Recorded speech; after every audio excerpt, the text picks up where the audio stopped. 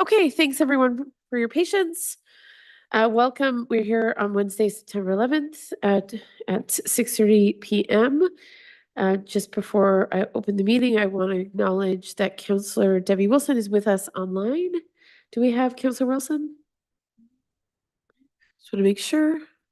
And Councillor Strachan is away supporting her daughter as she prepares to fight with Team Canada in Muay Thai boxing.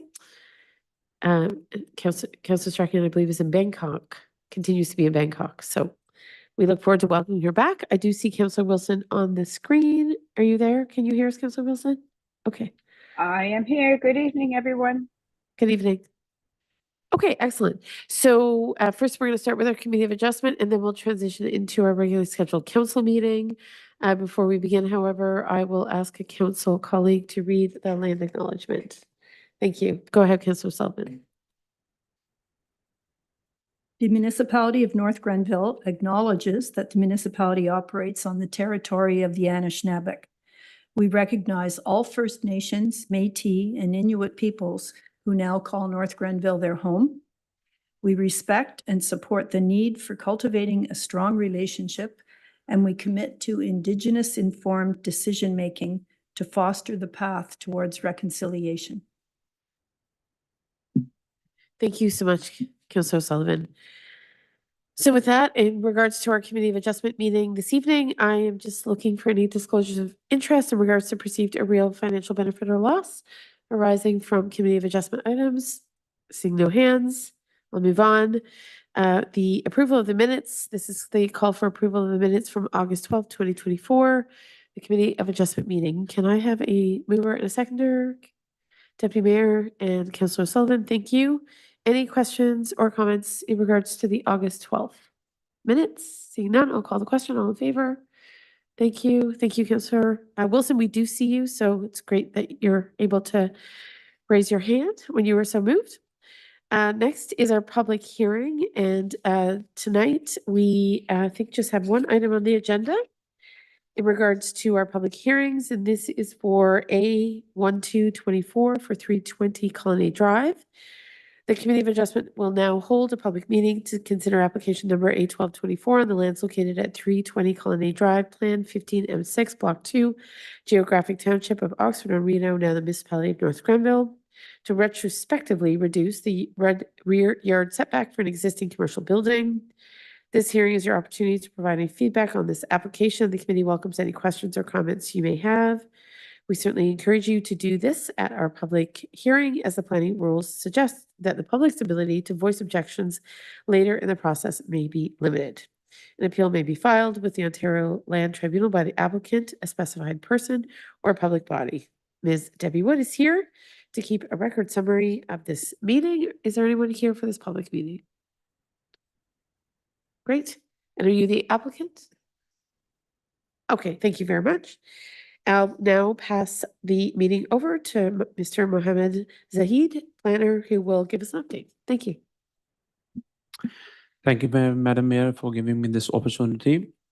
So this application, the address, as you have like stated before, it's 320 Colony Drive, and they have applied for the minor variance. And I would like to start by showing the aerial image of the property where it has been situated. And as you can see, the highlighted area on the left corner, that's the area where the building has been located. And can you go to the next slide, please?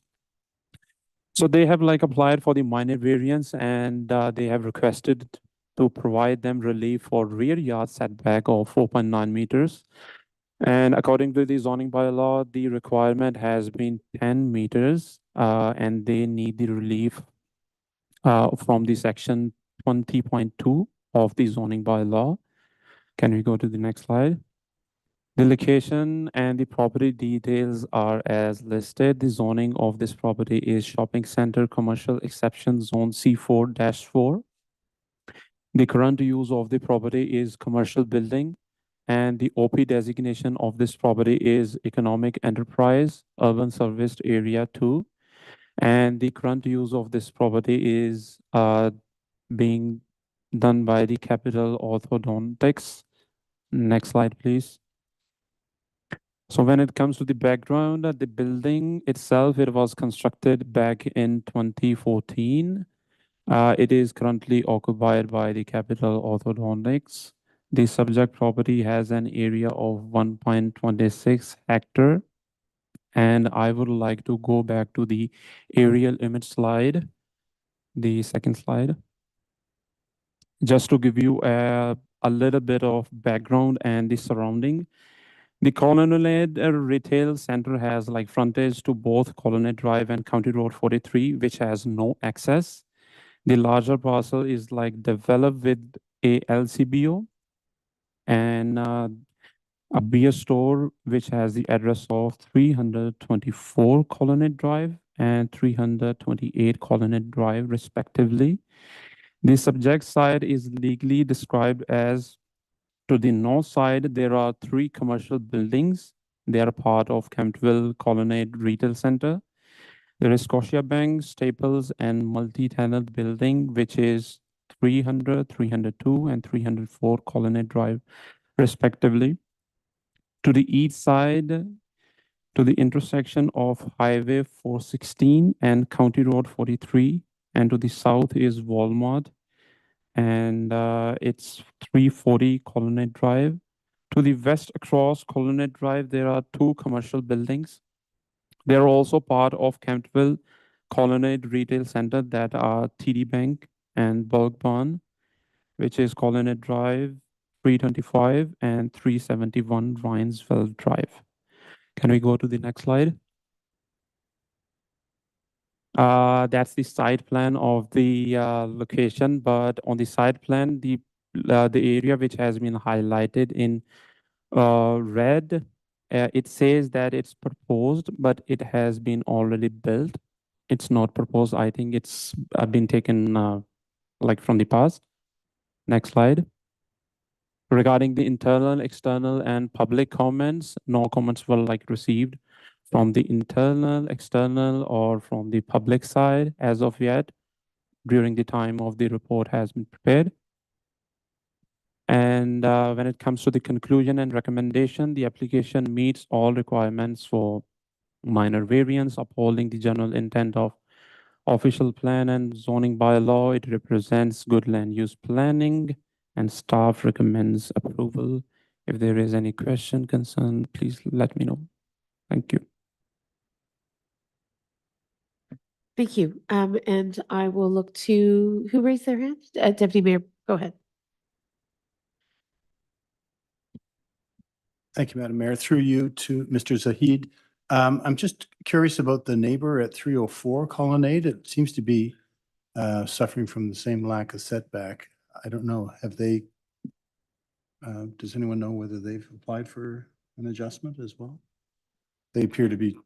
To Deputy Mayor, through Madam Mayor, they have went through the minor variance, I believe, previously. So it has been already done. So now they meet the setback. Great. Thank you, Mr. Zahid. Can you just confirm who is the applicant? Is it Colin, like who is the legal entity that's applying for the minor variance? To Madam Mayor, it's Desjardins. Okay. So Desjardins is the applicant because they have purchased a number of different properties within Colonnade? To Madam Mayor, yes. Okay. I only ask because, of course, this is going to be very predictable for some staff. We've been looking to have Desjardins come to the table on a connection point between the Kevlar property and the Colonnade properties, and that remains outstanding. And I'm just wondering, and maybe it's best, this question is better directed towards Mr. Mosher or Ms. Martin. Has there been an opportunity since Desjardins is at the table to in fact ask or have some related conversation about safe pedestrian connectivity between the 2 properties?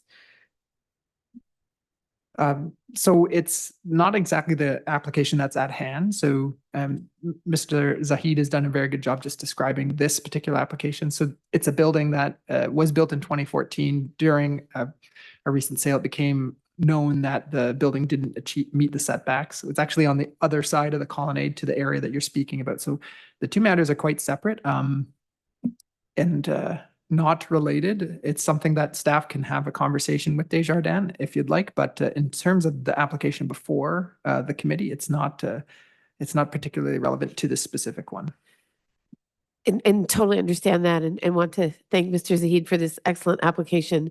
It's just, given that we're considering some setback considerations, I thought it might be a good opportunity to at least flag that I believe that Desjardins is one of three parties that we need to agree to move forward on some safe pedestrian connectivity. So I just wonder if that might be something that the applicant's representative may be able to raise, or perhaps we could find an opportunity to pursue dialogue in regards to that piece. Thank you for the clarification that it's not in as close proximity as I had understood.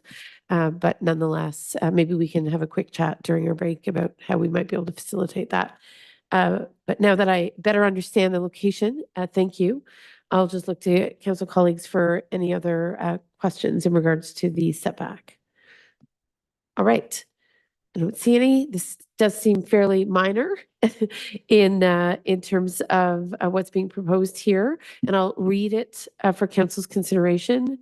The Committee of Adjustment is being asked to grant relief for the property located at 320 Colonnade Drive, former Township of Oxford, Municipality of North Grenville, from the following sections of the Comprehensive Zoning Bylaw 5012, and that is to provide relief for rear yard setback of 4.91 meters from 10 meters, according to section 20.2 of the Comprehensive Zoning Bylaw 5012.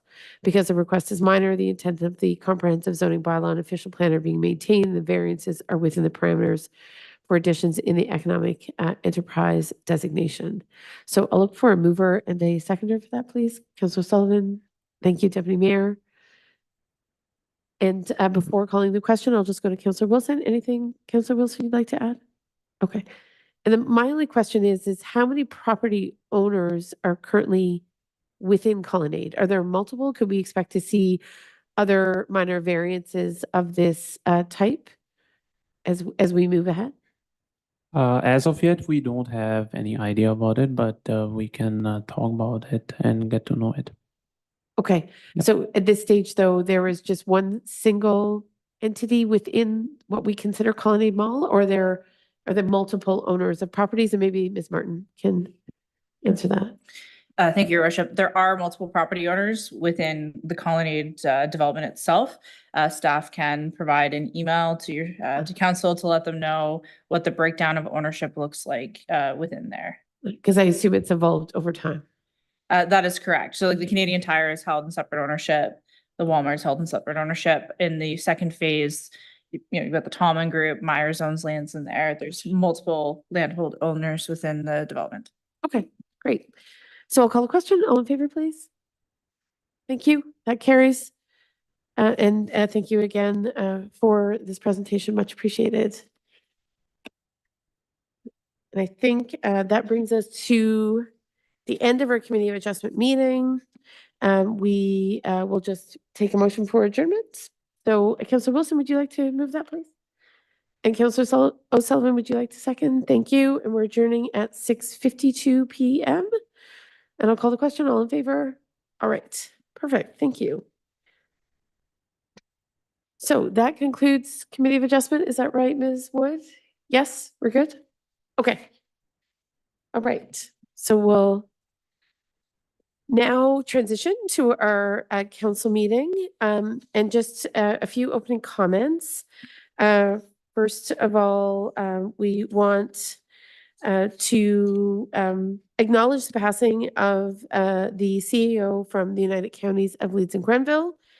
Ray Callery is a former longtime Chief Administrative Officer who served Napanee for over 30 years and then came to the counties, the United Counties of Leeds and Grenville, to serve as Chief Administrative Officer just over 3 years ago. Unfortunately, Mr. Callery quite tragically ended up valiantly fighting cancer during most of his time at counties. Despite this, he never wavered in his commitment to the counties and endured many ups and downs on his medical journey, but was wholly committed to his contribution to the counties. So it is with great sadness that Mr. Callery, who was just 54 with 4 children, the youngest of whom had just graduated high school. It is with great sadness that obviously we learned of his passing this week. I had the opportunity to work very closely with Mr. Callery since becoming a warden just under 2 years ago. So obviously, we send our condolences to his colleagues, to my colleagues at the United Counties of Leeds and Grenville, and of course, his family, his friends, and his former colleagues in Napanee, who had the occasion to work with him much longer than we did at the United Counties. So very sad day when we learned of the news on Monday. In addition, this Saturday, in better news, the Beth Donovan Hospice is hosting a community day and expo at the North Grenville Municipal Center. I understand that Councillor Wilson and Councillor Sullivan certainly have had some involvement. The event is a fantastic opportunity for those who wish to learn more about the various services available in our community, and you can look forward to presentations, an exhibitor fair, and the launch of the North Grenville Compassionate Communities Initiative, which is something that was brought to council's attention earlier this year. And there's this community is already incredibly compassionate. So I think the Compassionate Communities Initiative, in some respect, will just formalize an ethos. Certainly in North Grenville, that's been at play for a long time, but we look forward to seeing the launch of that initiative. And then just a quick reminder that the annual Terry Fox Run has become a fall tradition in Canada, as we all know, with 600 communities participating. There is a local run on Sunday, September 15th. It starts at St. Mike's. Beautiful running conditions or walking conditions through the trails at Ferguson Forest. Registrations at 9. Then there's a bit of a warm up, and you can even take your bike. So a very family friendly event. I done it for multiple years. And I've really enjoyed it. And of course, any opportunity to support fundraising for cancer research is a worthwhile event indeed. And then finally, we just wanted to note that, of course, September 11th is the anniversary of the horrific 9/11 terror attacks in the United States. Nearly 3,000 people were killed at the time, and we continue to stand with the survivors and loved ones who were directly affected by the tragedy, and with all the first responders who certainly risked their lives on that day. So with that, council colleagues, we're going to call this meeting to order, and I'll move to the land acknowledgement for this meeting, and maybe I'll invite Deputy Mayor to read the land acknowledgement. Certainly. Thank you, Madam Mayor. The municipality of North Grenville acknowledges that the municipality operates on the territory of the Anishinaabe. We recognize all First Nations, Métis, and Inuit peoples who now call North Grenville their home. We respect and support the need for cultivating a strong relationship, and we commit to Indigenous informed decision-making to foster the path towards reconciliation. Thank you. Now, in regards to the agenda, we, in conversation with the clerk, would like to propose a couple of small adjustments. We'd like to add the declaration for Terry Fox Day to our agenda. It's not on there, but we can certainly do it under presentations, delegations. I'm sure Municipal Council will indulge. In addition, I believe that we're going to move our public meeting for our zoning bylaw amendment to the top of the agenda, which is typically the protocol. It's just the way that the agenda was produced, that it ended up at the end. But I think with your indulgence, council colleagues, we will put it at the beginning. So with that, I'll look for a mover and a seconder for the slightly modified agenda. Thank you, Councillor Sullivan and Councillor Wilson. And I'll call the question on that. All in favor? Great, thank you. So next, with that in mind, we're just going to entertain a very brief motion in regards to Terry Fox Day in North Grenville. You'll remember, colleagues, that Mr. Steve Patterson and a small crew are normally here at this time asking us to declare the day. And unfortunately, they weren't able to join us this year. But with the Terry Fox run just around the corner, we'd like to invite you to declare September 15th, 2024 to be Terry Fox Day in North Grenville. And I'll look for a mover and a seconder for that. Councillor Sullivan. Councillor Wilson, thank you.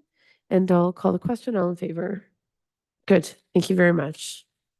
And I believe for the run, you can show up day of and register, so you don't have to pre-plan. If the morning of this Sunday works out and you'd like to join last minute, I don't think there's an issue in doing that. So next, we're going to go to our zoning bylaw amendment. And I'm just going to read the notice, the public notice provisions, so that we can get that meeting started. Council will now hold a public meeting to consider an application for 1971 Totem Ranch Road East, Township of Oxford and Rideau, now the Municipality of North Grenville, to amend the zoning on the property from rural to a highway commercial special exception 11, C3 11, to allow for a range of commercial land uses, including modifications to shipping containers and mini storage. I must advise you that this meeting is your opportunity to voice any objections or concerns that you may have with respect to the proposed zoning bylaw amendment. If an appellant does not provide oral submissions or written submissions before council adopts the proposed amendment, the Ontario Lands Tribunal may refuse to consider objections. Any persons wishing further notice of tonight's decision should identify themselves to staff. And do we have anyone here for this public meeting? We have a couple. Okay. So with that, I'll pass this over to Deputy Director, Mr. Phil Mosher. Thank you, Your Worship. We can advance the next slide, please. So this application is being made to allow for a rural commercial business to exist at a portion of a property. The subject property is 1971 Totem Ranch Road East. The effect of the requested amendment would be to allow for a variety of highway commercial uses. Primarily, there's an ongoing business at the property, which is modification of shipping containers, and this would put it in a different location that was zone compliant and would be on a different portion of the property. We'll get into those details and show a site plan in a bit.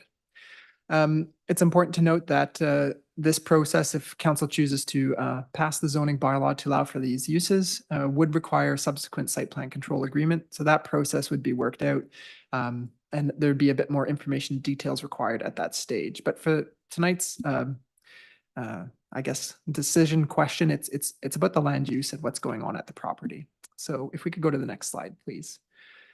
So this applicant, Mr. Dwight Brown, is being represented by Zanderplan, and in support of this application, we did receive a copy of a site plan, planning report, the application form, as well as a transportation impact statement, which had been prepared by Novatech Consulting Engineering Limited.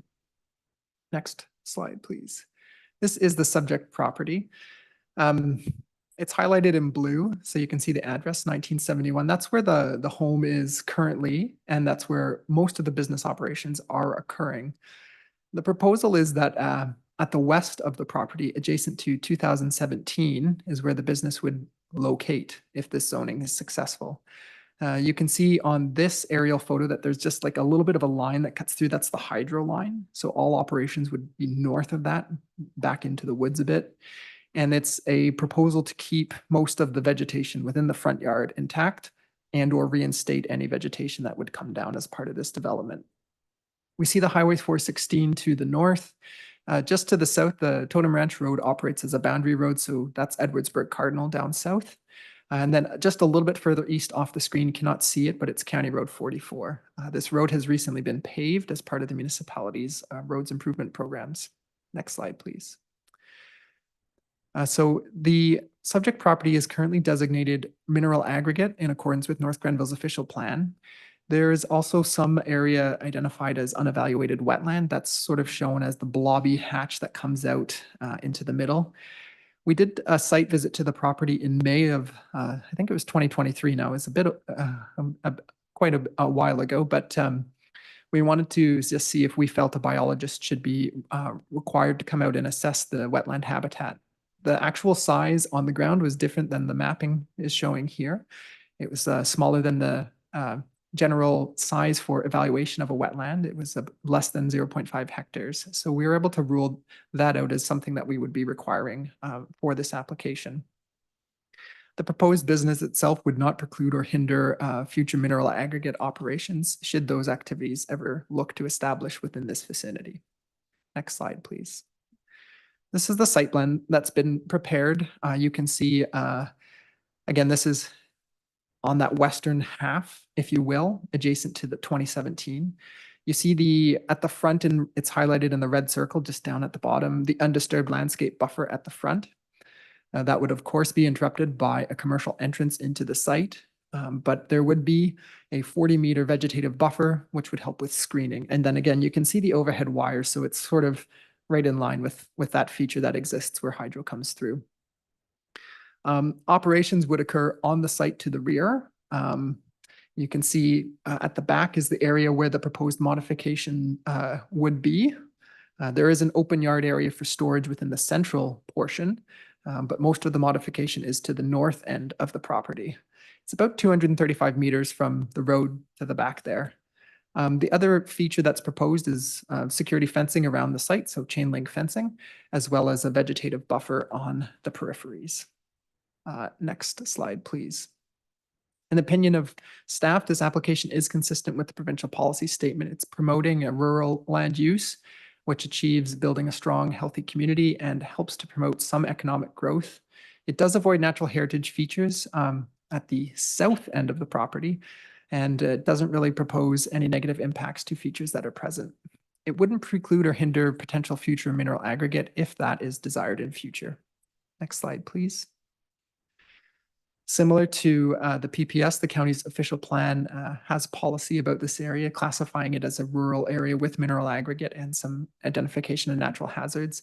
And also similarly to the provincial policy statement, it's staff's opinion that this application would comply with the county's official plan for the same reasons. Next slide, please. And then North Grenville's official plan, it's the one that we put the most focus on when we're looking at these applications. It's our opinion that it at least doesn't take away from in terms of the support it provides to the historic relationship between a rural and an urban community. This is an application that would be buffered on all ends.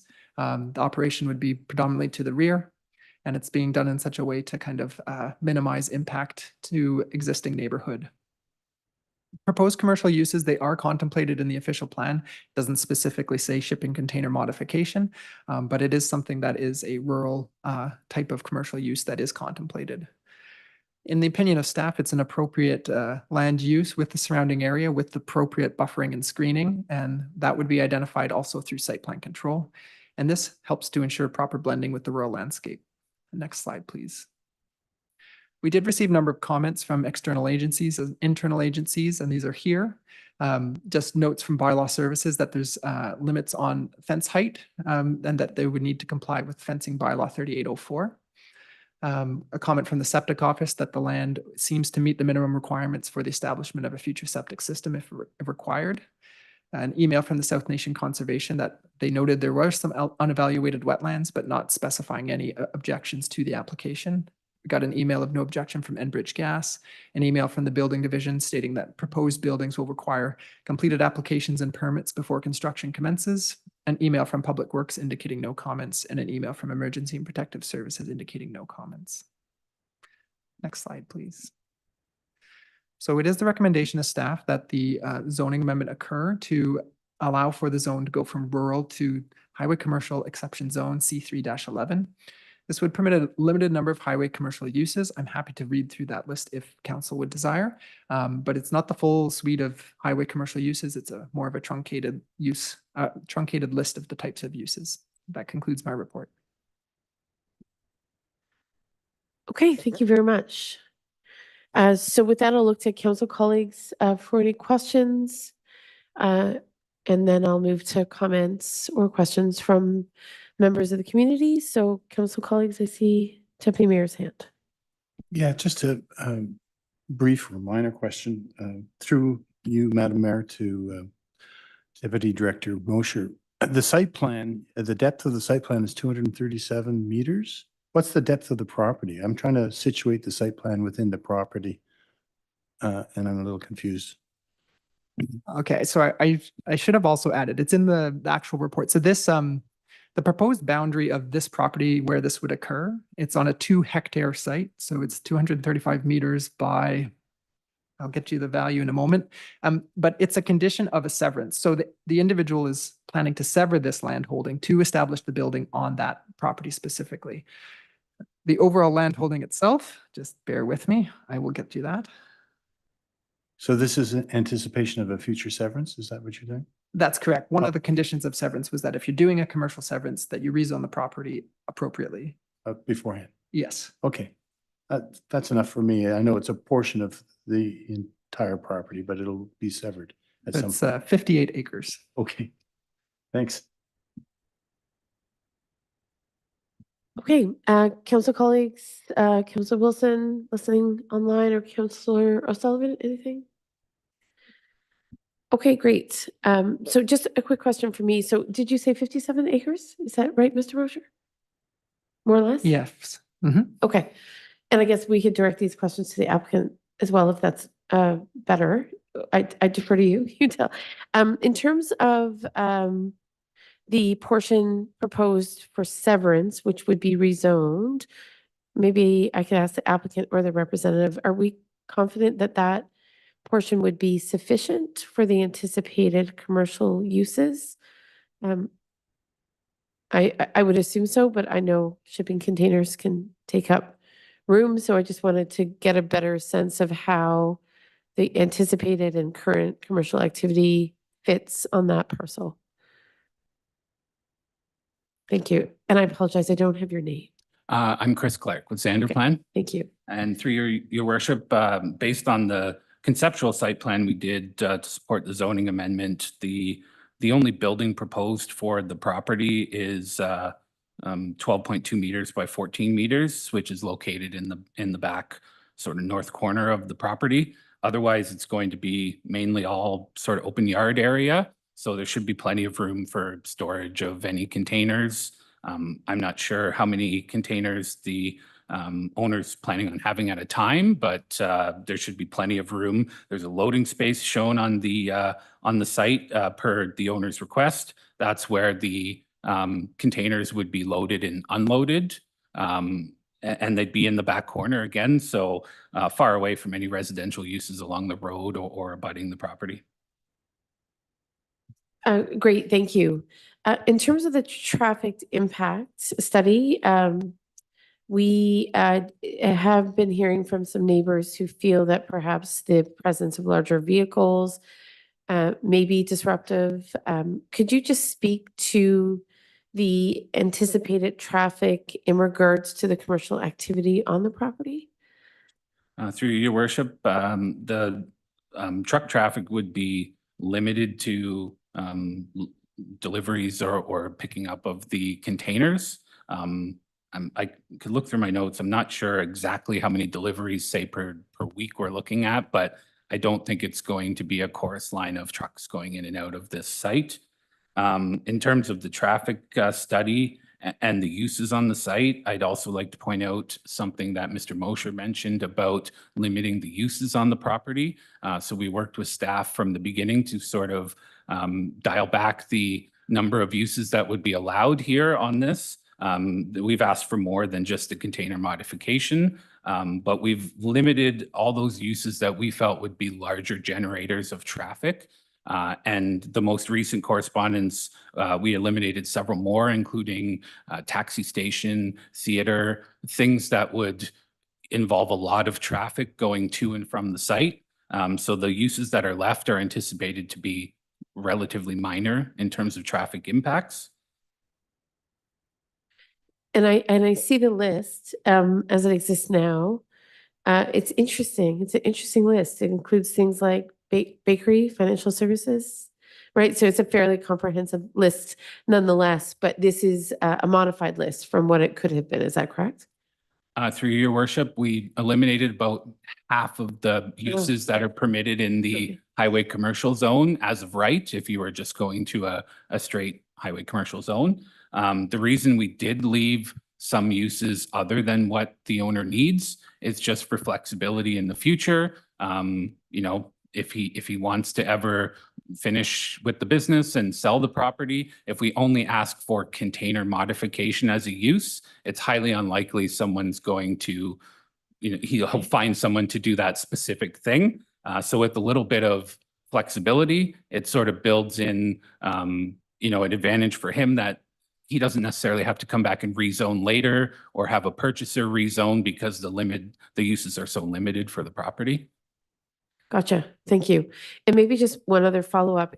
Of course, I've gotten to know Mr. Brown over the last number of years, actually. So the innovations around shipping containers in terms of converting them into homes is like truly remarkable. It's a really neat area where you can see the power of using shipping containers in potential. Obviously, one of their uses, not the only use, but one of the uses is rendering them into affordable homes. So it's a really fascinating area, and I've learned a lot since coming to the realization that we had the skill set and the desire to do more of these shipping containers or the modification to shipping containers. So that's amazing. Just wanting to be cognizant of some of the other concerns we've heard throughout the last little while. When we speak of things like the mini storage facility, which obviously is not something that I'm hearing is anticipated in the proposed imminent use, I worry a little bit about concerns around noise, right? So a mini storage facility, presumably you could show up at 10 o'clock at night, right? I guess I'm just wanting to be diligent around proposed uses that aren't necessarily going to happen in the next decade, but could create the risk of disruption depending on the nature of the business. So something like a mini storage facility, where a lot of storage facilities these days have automated in and out access. So you kind of go when you need, there's really no surveillance or oversight. I would be concerned about the implications of that proposed use, which certainly isn't what's on the table today for the application, just because of how some of those facilities function through high levels of automation. Did that come up as a concern when you looked at the proposed list of possible uses down the road? Through your worship, we've more been focused on the container modification. Again, adding some additional uses, for instance, contractors or trades establishment, was mainly just to allow sort of a yard area. In terms of the storage, though, we haven't really discussed any specifics about that. And looking forward to the future site plan control application, I would think that whatever uses would be proposed for the site could be clarified through a site plan agreement. So if maybe there's some wording or a way to sort of address some of these concerns with mini storage or storage facility through that site plan agreement, maybe we can look to do it that way. Mr. Mercer, would you have any comment on that? Just being cognizant of that compatibility between commercial uses and residential. Yeah, it's a great question. So thank you very much. I guess staff would say, I wanted to touch base with the traffic. So there was some traffic like in and out. Yes. So like anticipations that there might be, as many as 13 trucks going in and maybe a similar amount going out in a day. And this is kind of worst case scenario. So I wanted to give you that information because it's been provided. In terms of, noise and or traffic and their impacts, it is what Mr. Clark is saying is that it is possible that you could put in some wording that if certain types of uses are triggered, that you could request some more specificity or clarification via study. But as it stands today, like the proposed uses are seen to be compatible and they will be further clarified through that site plan process, as Mr. Clark's indicated. Excellent. And I appreciate that. So just in terms of that future zoning, would staff be open to potentially modifying this list further? Again, my concern is just around a couple of particular uses that are named here that I don't think are part of the current plan by any stretch of the imagination, but might come up later, because I guess I'd wonder about how another council would or planning staff would navigate those waters. I guess it's still not clear to me. Yeah, I guess staff doesn't see any particular issue with regard to these specific uses or have any doubt that these could be clarified by the site plan process. I suppose it's up to council, like the proposed uses. This is the list that's been worked out with Mr. Mhm. Clark and his client and staff here. But it's an open process. Okay, thank you. Okay, so no doubt when it comes to the traffic impact study, the particular proposed severed lands would have a different entrance and exit off of Totem Ridge. Is that right? Okay, and I wasn't able to see it. I'm sorry, I'm not super visual. So would you mind just calling that up again so I could see where the new proposed entrance and exit would be?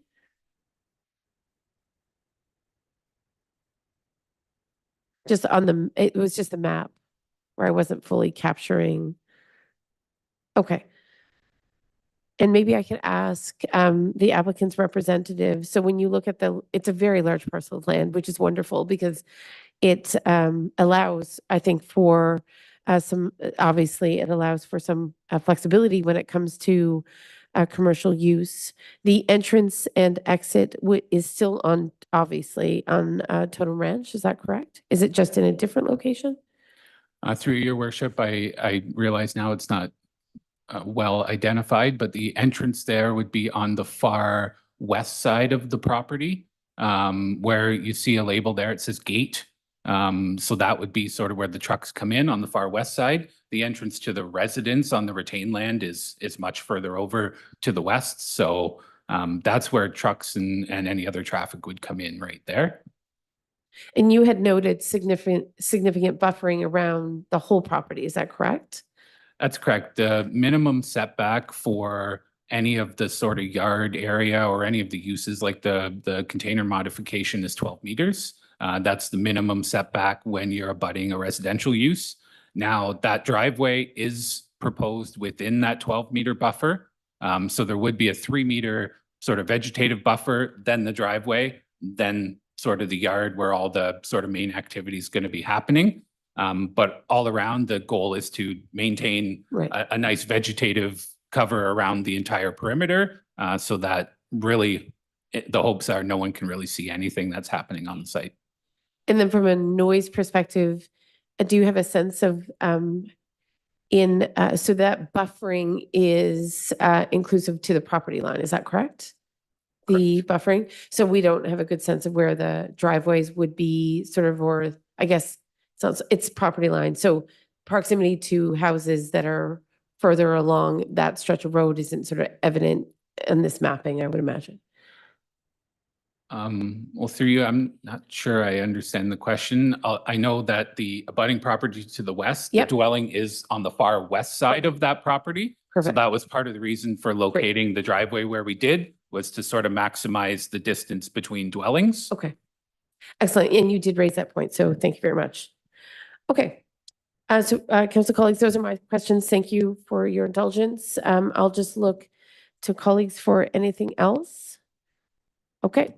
And of course, I think I've noted some concern I have about the current list of potential uses. But I would look to council colleagues to see if they share those concerns. And if they don't, we'll entertain the motion as it was prepared this evening. Deputy Mayor? Forgive me, Madam Mayor, but are you looking to adjust the list of future uses? Is that your suggestion? Again, I just, the concern I've flagged is around mini storage, just because of the nature of how that business is evolving. So that would be my one area where I'm a little bit hesitant to kind of provide that use as as part and parcel of tonight's zoning modifications. Of course, I'm hearing from staff that there are other ways to potentially manage that, but knowing a little bit about the storage business, I would have some concerns about just how people access storage facilities. So that would be the one use that I would entertain having removed from the list. And my understanding is that if at some future date, which isn't anticipated right now, that they did want to change the use to accommodate storage, that there would be another site plan agreement to cover that change of use? Or is that not a change of use if it's listed in this? So assuming that the applicant goes forward with the mini storage business, sorry, through you, your worship. Yeah. Then the next step would be the site plan agreement. That's a contract that specifies where things are placed on the property. So any change to that requires an amendment to the site plan agreement itself. So that's a process under the Planning Act for a change to occur.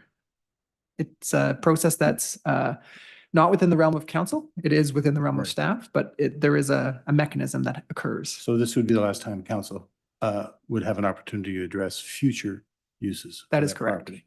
But I imagine regardless of a future site plan for a change of use, there still would be no noise bylaws that would apply.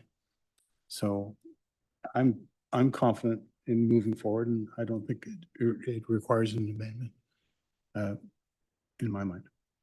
Okay, well, I'm just testing the will of council. So if there's no appetite to remove mini shipping containers from that list, then I'll move forward with the recommendation. I'm just signaling what I believe could emerge as an incompatibility issue, but certainly I'm hearing that staff would be somewhat equipped to place some site control on the potential of hosting mini storage on those lands. So I'm going to, unless there's further comment, just looking to Councillor Wilson. Through your worship, I Yes. have another comment. Sure. I just thanks. want to clarify in case it's not clear for anyone, when we're talking about storage, we're not talking about building a storage building. Mr. Brown modifies shipping containers. So his thought was if he ever wanted to do a mini storage with shipping containers where someone rents a container and uses it for storage, that's sort of the use he's anticipating. So these wouldn't be permanent buildings. So if a site plan did come forward in the future, these would be temporary containers that are sort of placed on the site, but could easily be moved in the future if the use ever ceased. So the container is the storage? That's correct. Ah, okay. So this is a different notion of storage than I have in my head. Yes. Of a sort of a conventional storage facility where people drive up and park their goods and sort of take them as they need. So one example I can think of is on Highway 15, as you're going from Carlton Place to Smiths Falls, there's a mini storage use along the highway, and it's all shipping containers that are sort of lined up on this sort of road on this huge property. So it'd be not exactly like that. I would think it would be sort of containers back to back with the openings on the outsides. But again, I would think they could easily be moved. They wouldn't be permanent structures. They would be temporary. Okay, that certainly helps me understand what this proposed potential uses down the road. So thank you. That's certainly helpful. I think I have a different notion of mini storage in my head, so based on what I've seen in the world. So that's great. So I'm going to return to the motion, and that is that council approve bylaw 7524 to rezone a portion of the lands located at 1971 Totem Ranch Road East from a rural to highway commercial exception zone C311 to allow for a range of commercial land uses, including modification to shipping containers and mini storage. And again, and I apologize, I can't seem to get my head around this, so appreciate your indulgence. Why do we call it mini storage then? Isn't it just storage? Through your worship, I've heard the term mini storage before, and generally that's referring to something like a container type storage. I see. As opposed to like a large building or some like the ones you see in Ottawa where they convert huge Right. commercial buildings to storage or something like that. Wouldn't be anything like I that. see. So it's a sort of scale, I Yeah, believe. they wouldn't be Right. climate controlled, obviously. It would just be sort Gotcha. of storage in a container, basically. Understood. Okay, very helpful. So I'm going to look to a mover and a seconder then. Can I have a mover and a seconder? Councillor Sullivan? Do I have a seconder? Oh, Councillor Wilson, thank you very much. Any last questions or comments in regards to this one? Not seeing any. I'm going to call the question then. All in favor? All right. That carries. Thank you. Thank you to the applicant and staff. I know this has been a long time in the making, and I appreciate your capacity to answer some of my questions and my colleagues' questions this evening. And certainly best of luck to the property owners for the next stage We look forward to hearing more. So with that, Ms. Preston, I think we're going to what was anticipated to be the first thing on the agenda under corporate services, which is device and acceptable internet and email use policies update. Thank you. Okay, through you, your worship. Apologies, I don't have slides for this report. It was originally on consent, so I didn't have time to make some slides before the meeting. But essentially, this report looks to update 3 of our IT-related policies, those being the device policy, acceptable internet and email use policy, and the electronic monitoring policy. I'll focus on the first 2. The last on the electronic monitoring policy is really just to be in line with the other 2. So the device and acceptable use policies were updated to reflect changes in practices and procedures that have been put in place since their adoption in 2017. These practices are already in place for all of our Apple users and are being rolled out currently to our limited Android device users. The following are the significant changes to the policies. Firstly, we will now disallow personal devices for municipal use. This just means that we will no longer pay a stipend for someone to use their personal device. Senior management felt this was the best option to move forward with, as no staff are currently availing of it, and doing so prevents us from having to put management software on staff's personal devices. Secondly, the updates also reflect our new use of mobile device management software, also known as MDM. This software has been added to all but one municipal Apple device and is currently being rolled out on limited Android devices.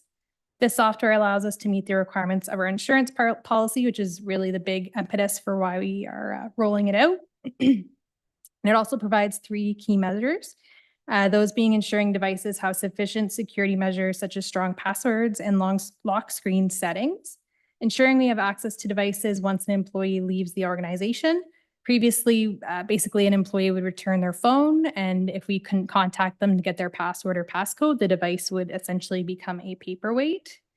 And then lastly, we want to ensure we can implement our policies that we choose to put into place. So last year when we banned TikTok in line with other governments who did the same, we had no way to implement this, so now we do. So the updates to these policies are in line with other communities, and they were also reviewed by our IT service provider and our retained legal team. Thank you, and happy to take any questions. Okay, thank you very much. I will look to Deputy Mayor. Thank you for that report, and through you, Madam Mayor, to Director Jeannot. There's a unique category of employees in the municipality, and that's council. When I was first elected in 2018, I really was loath to have 2 devices. I kept that device, but I had a forwarding voicemail message directing them to my personal phone. And so for the first term, I conducted all my voicemail or voice correspondence through my personal device. And then in the second term, I handed back that device, and I used my personal device and my personal phone number to interact with residents. So I don't know if there's any accommodation or if we're going to be caught up in something that's going to make my life as a counselor any more difficult. You know, we're part-time, we don't have an office, we all have other jobs for the most part. So I'm wondering at what part of this would sort of impede the way I currently do business for the municipality. Through your worship. So the changes shouldn't affect how anyone currently does their business. The goal of these devices is really to manage municipal devices, so it doesn't speak to personal devices. That being said, we can absolutely roll out call forwarding like you had in the first term if council or even staff choose to do that. Just reminder to all council and staff that you're still beholden to our privacy and confidentiality policies as well. So if you are using your personal devices, while we don't manage them, you still have to use them appropriately. Yeah, that's understood, and I've known that from the beginning and accept that. I do have a municipal iPad and a municipal laptop. So how does that impede my use of those 2 devices? Through your worship, it won't change those devices at all either. Our iPads and laptops have security measures in line to what we're now putting into place on On the mobile devices, you know, you have to have a certain password strength. You have to change it every so often. So we're basically trying to align all our devices to have similar security requirements.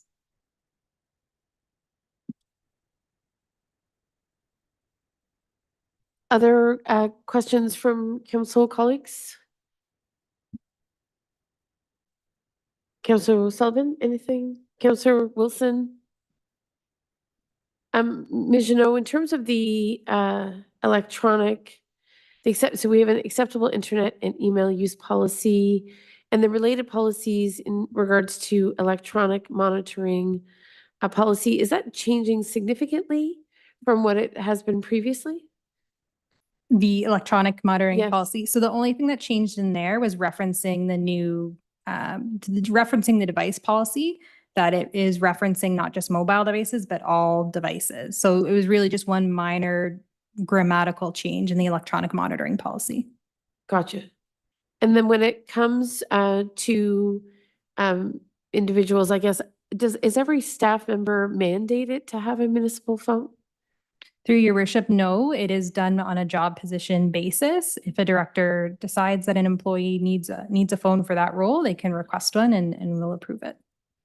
And then in regards to so if a staff person doesn't have a municipally issued phone and then is just, I guess, dependent on a laptop to access email and to facilitate their communications through their office phone, is that the assumption at this stage? Through your worship, correct. We also had conversations with HR about how employees who don't have a municipally issued mobile device can call in, for example, if they're sick. And we kind of felt, well, we do all our payroll, all that kind of communication through their personal contacts. So employees can contact their supervisor that way. Okay.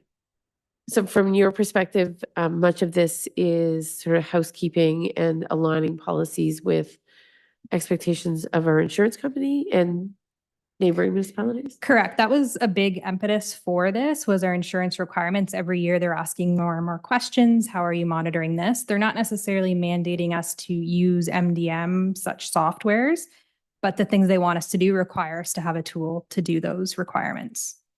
Gotcha. Okay.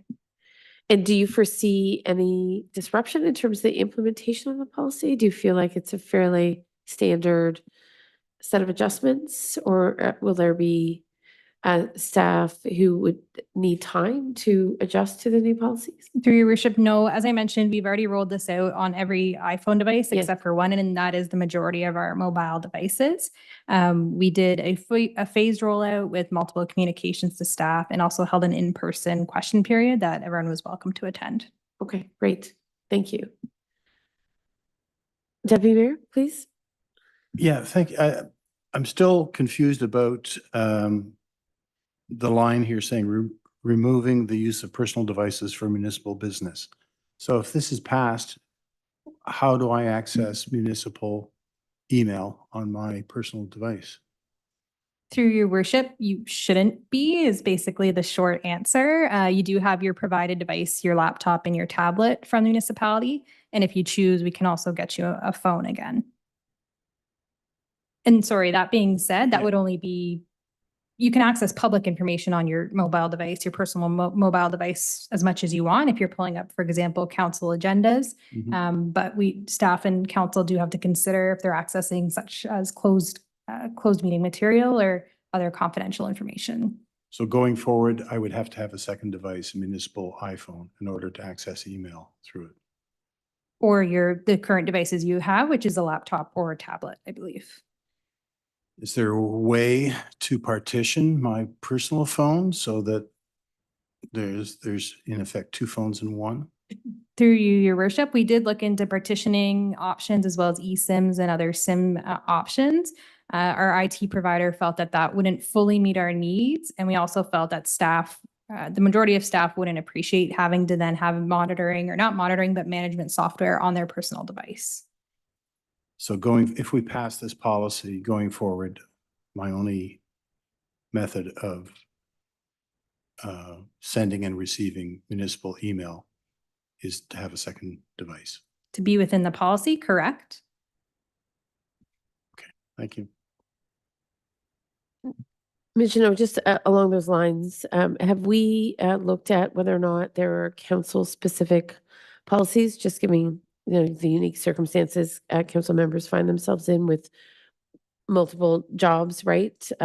It's not necessarily comparable to a municipal staff who obviously accepts a job and their primary role is with the municipality, hence the policies that are that have been established and are being formalized tonight really are kind of in line, right, with a standard employment model. Clearly, Deputy Mayor Barkley and I believe Council Strachan have articulated concerns about the applicability of this policy, given some of their very particular circumstances. So I'm just curious to know if there's a council in Eastern Ontario. I'm so sorry, speaking of phones. Just curious to know if like a policy has been really crafted that kind of better recognizes the role that councillors play in particular. Through your worship, we only found one community that does have a separate policy for council. It was a very small community. I'm not even sure if it was in Ontario.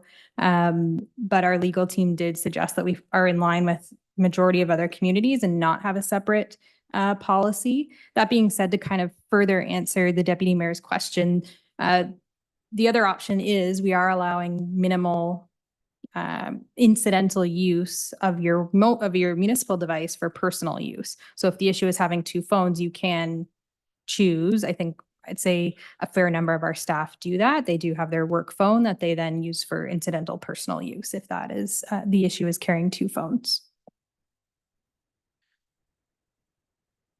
Deputy Mayor, do you have any? Yeah, so I'd like to explore that a little bit because, it'd be great if you could accommodate the specific circumstances of members of council.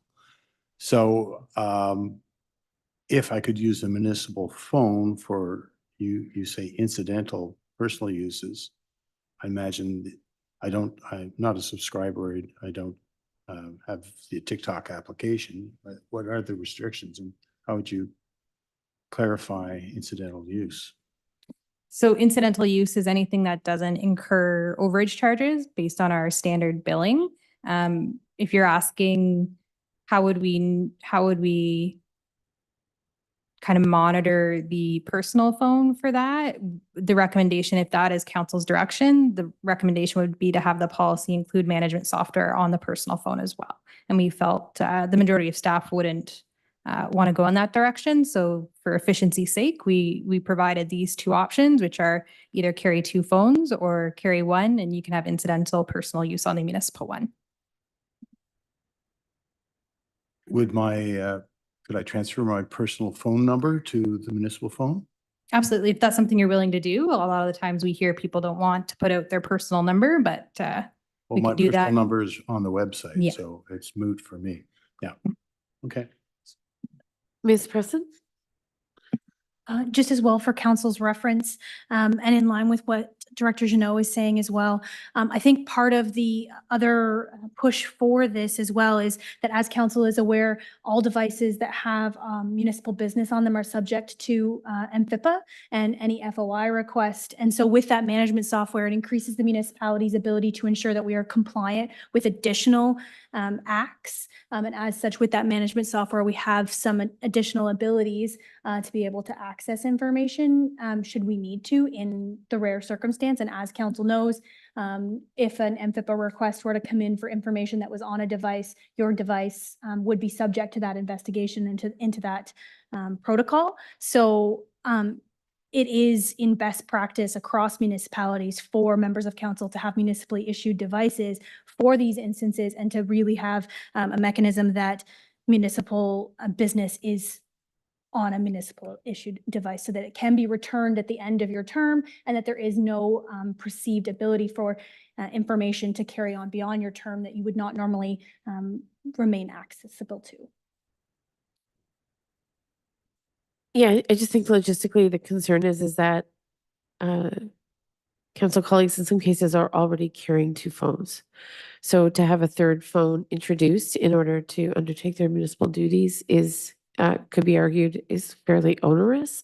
So I wonder if there's a way to subsequent to tonight's discussion, carry on the examination of what's sort of practical and of course respectful to the provisions being outlined by the insurance company or by best practice, so that we're just sensitive to the realities of council colleagues who may not be able to easily integrate, right, some of these policies with their current technological realities. So if we could carry on the discussion, if you will, moving forward to potentially acknowledge a bit of a caveat, if it's required, then that would at least, I think, allow for some consideration of whether or not we do have to deviate for council colleagues. Maybe it won't be necessary.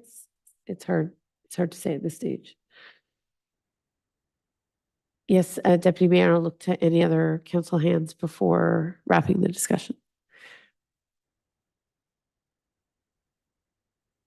Go ahead. Yeah, well, I mean, one way to do that is just to amend the recommendation to include some consideration for the unique circumstances that council has. We'll just leave it open-ended that way. We could continue that investigation, but still pass this Sure. policy. So with that in mind, I'd be prepared to is the actual resolution part of the report? The recommendation is a yes. repeal of a certain bylaw and the adoption of several additional policies.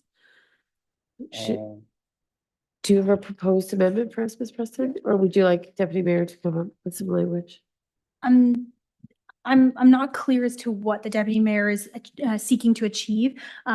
You speak of two kind of separate actions. One, potentially amending the recommendation for investigation, but also to account for the unique circumstance of council. So I apologize, Madam Mayor, I'm just looking for some further clarification as to, are you wishing to direct staff to return back with additional considerations for a council-specific policy? Or are you looking to amend the policies in front of you or adopt as is and still ask staff? Here was what I was thinking. In the report, it says purpose to update the device and applicable internet and email use policies based on best and current practices. And I would add, and with consideration for the unique circumstances of council. But I see that the formal resolution, is tricky to incorporate that. So that's the purpose I would like to see. Some consideration for council, how that's expressed or incorporated in tonight's resolution. I would leave it up to you. Ms. Preston?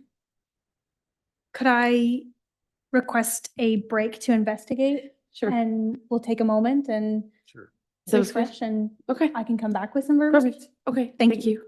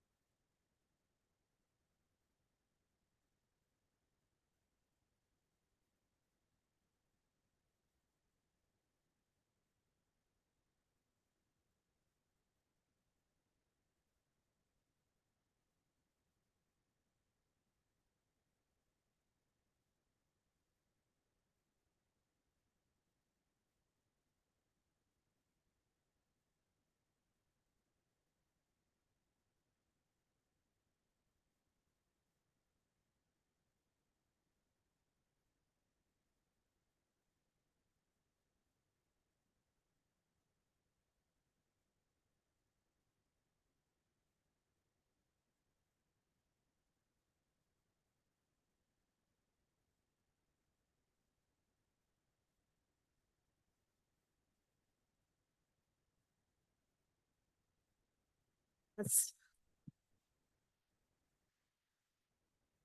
Okay, welcome back. We're just returning to the item K.3.1 in regards to device and acceptable internet and email use policies update.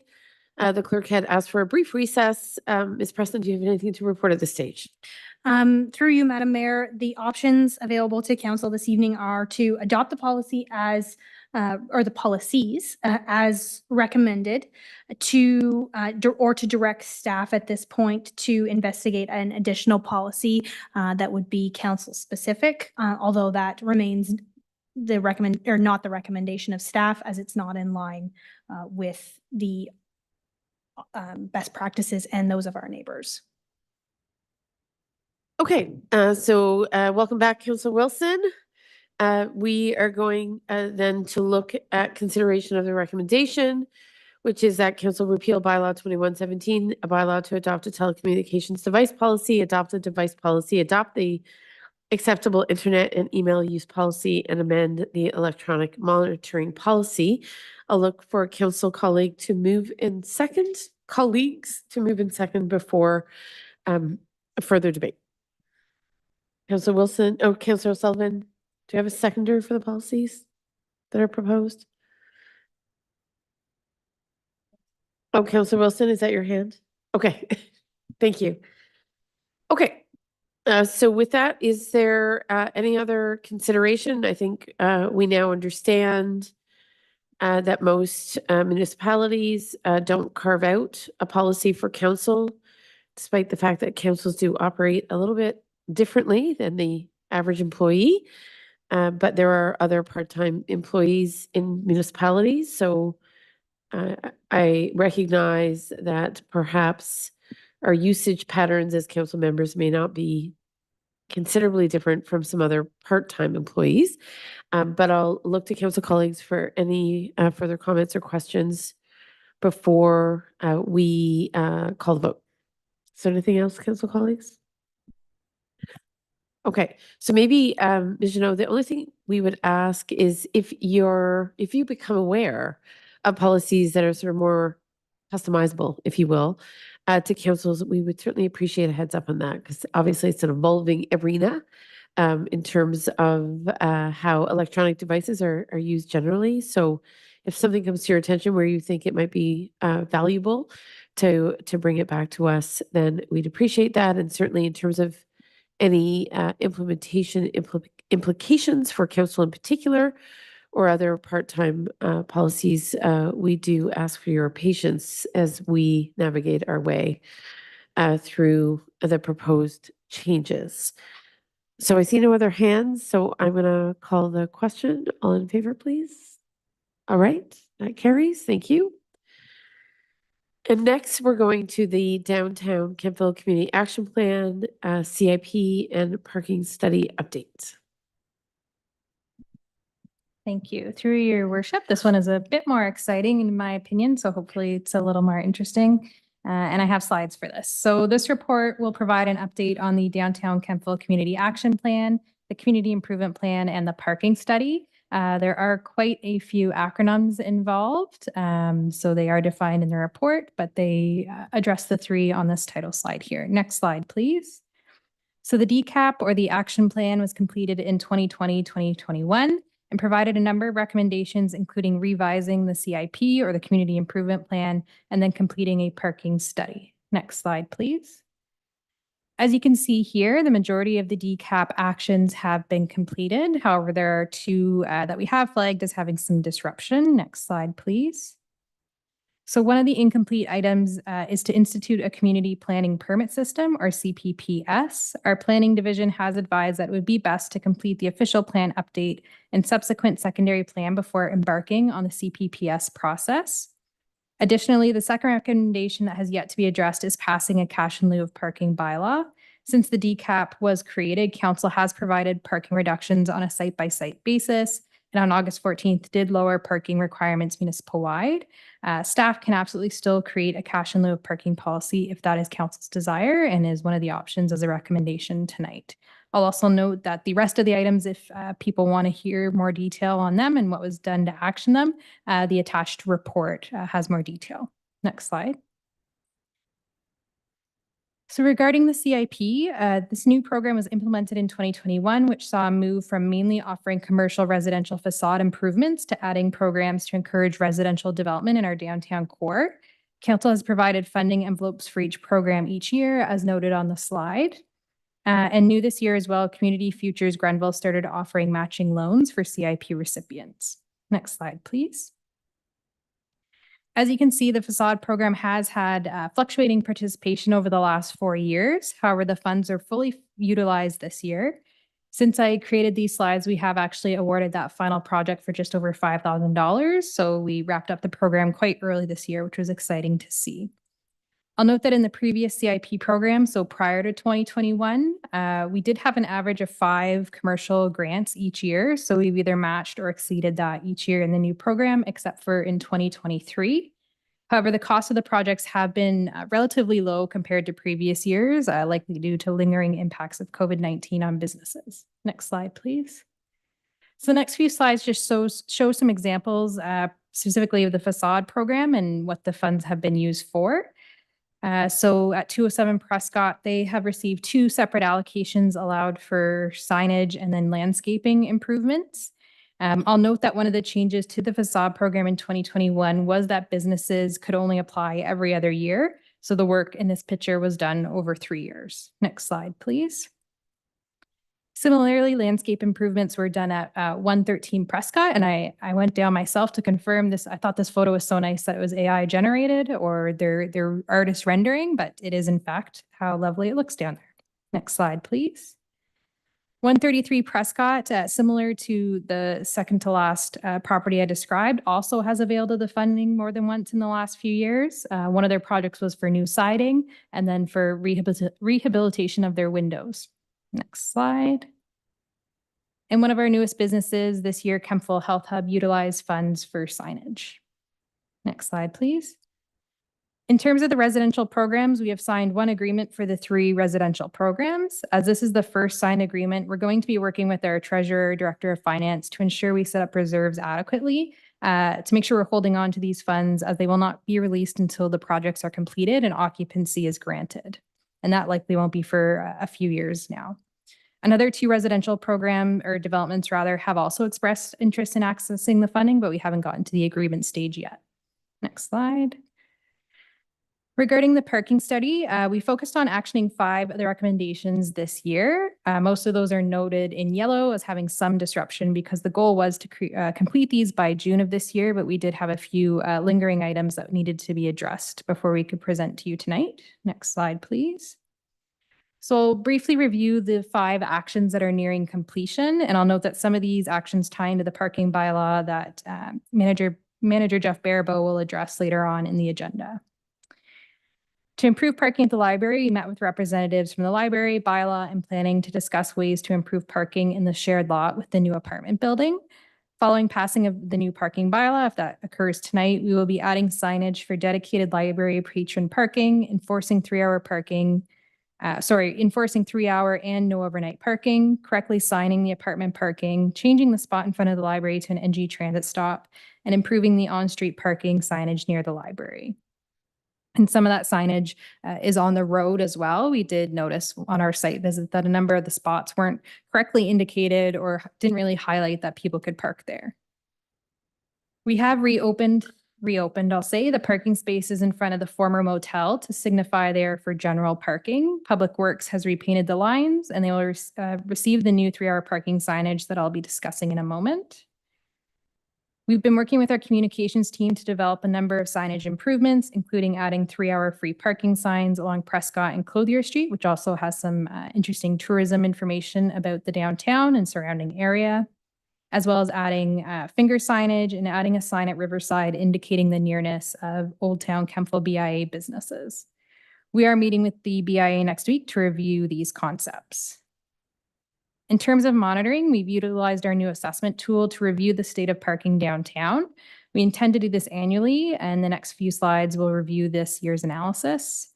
And lastly, the last recommendation action this year was allowing limited overnight parking during the winter.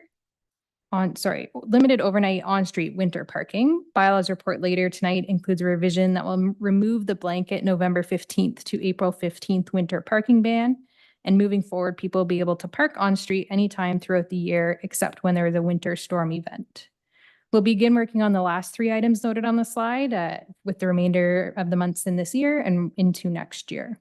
Next slide, please. Can I just stop you there? It's just a tremendous amount of very valuable information. So could we just take a minute, maybe? I had a question. You referred to enforcement of 3-hour parking. Did I hear you correctly in the context of the downtown? I just need you to unpack that a little bit. Do we currently enforce 3-hour parking provisions? I'm trying to catch up.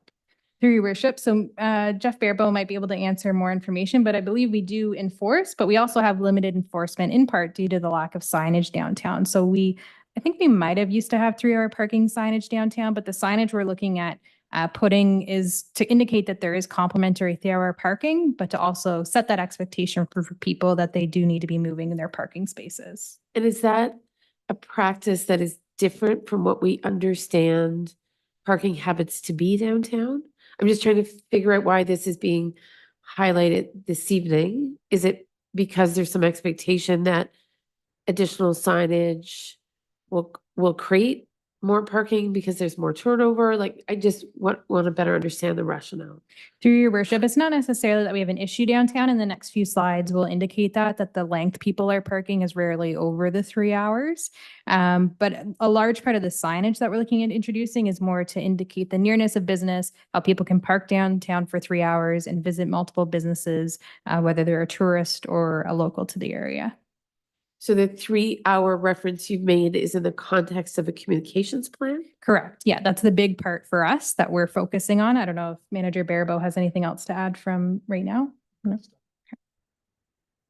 And the elements of the communication plan is what you referred to verbally, right? We don't have all the elements in our package, or do we have them in our package? They're not presented in picture form. There are the details about what that entails in the parking study update, or sorry, the DCAP update that's attached to the report. But we do have concepts that we've drafted with comms that will be shared with the BIA next week. But a large part of that is the sign at Riverside, which is a large sign, kind of a map of downtown indicating the businesses that are nearby. Finger signage as well, which is pretty common in smaller, older downtowns. And then the 3-hour parking signs, which are kind of postcard size and are placed right in front of parking spots. Gotcha.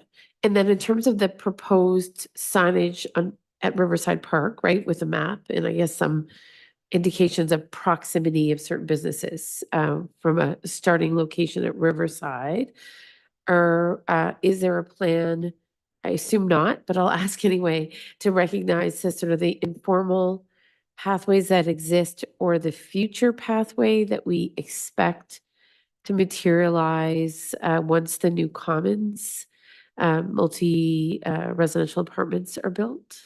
Through your worship, we have talked quite a bit about those kind of informal pathways and what could become formal pathways, but at this time aren't going to be putting them on any maps just because they are just that informal pathways. Okay, thank you. This is helpful to me. So carry on. Appreciate the opportunity to ask questions. So next slide, please, Chloe. So this slide here reviews part of the parking analysis we did. So you can see the analysis from August 2023 and then August 2024. And then the last chart there compares the two. The only really significant changes compared to last year include an increase in utilization on Clothier Street in the morning. This is likely due to the construction vehicles that are working on the old motel property.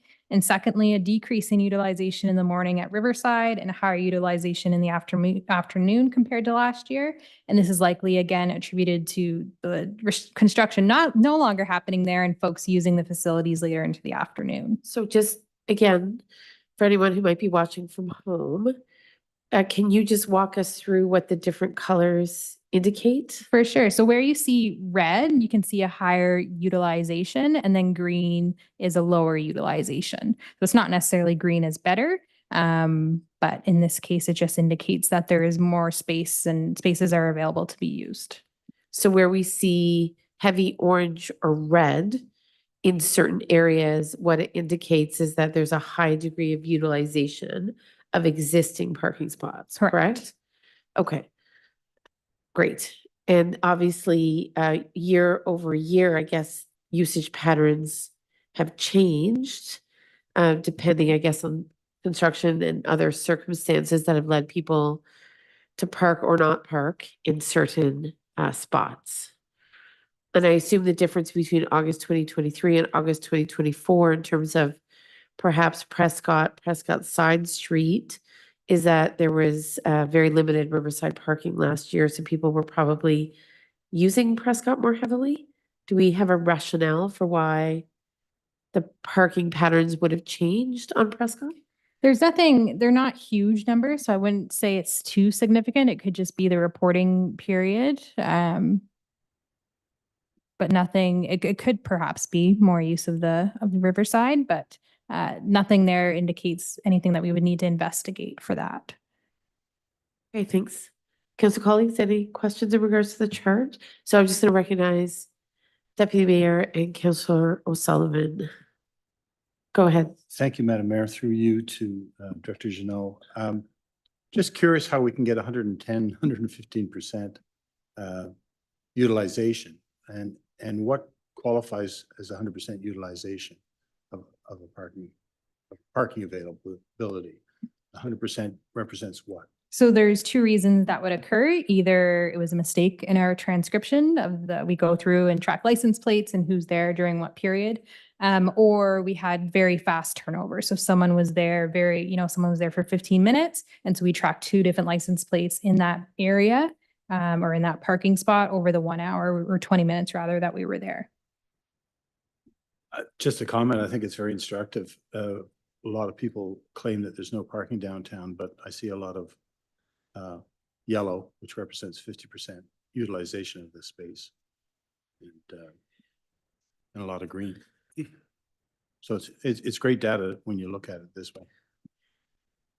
And I would agree with you, but also like perception is reality to some extent, right? If people believe there isn't parking or are going at times when parking is very limited, the fact that an hour later maybe a parking spot does exist, right, is in contradiction to what they've experienced an hour previously. So I just think, sure, data is critically important to helping us make informed policy decisions, but also the way people experience a fleeting moment in the downtown will create an impression that may last, right? And that impression, I think, is equally important to how we support people in using the downtown, and to that end, maybe additional signage at Riverside Park and other signage will support individuals in becoming aware of options.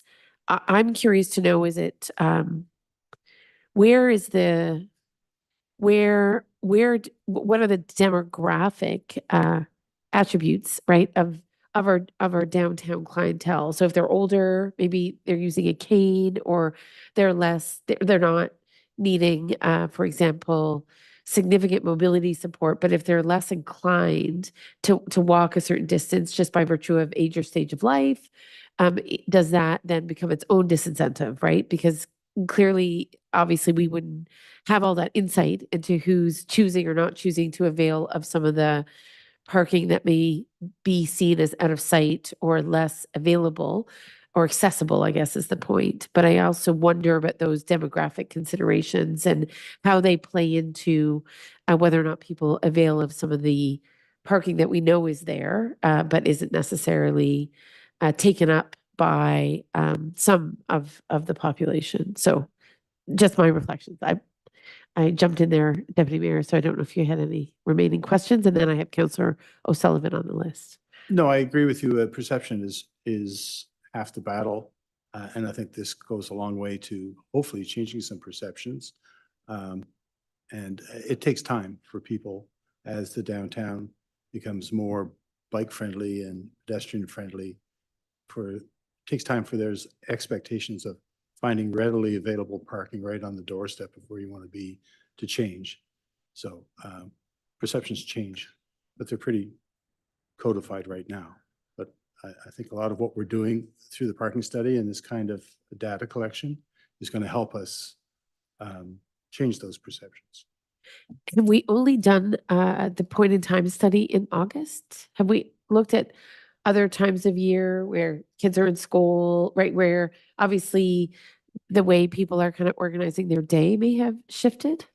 Through your Between worship, sort of August and another time of the year?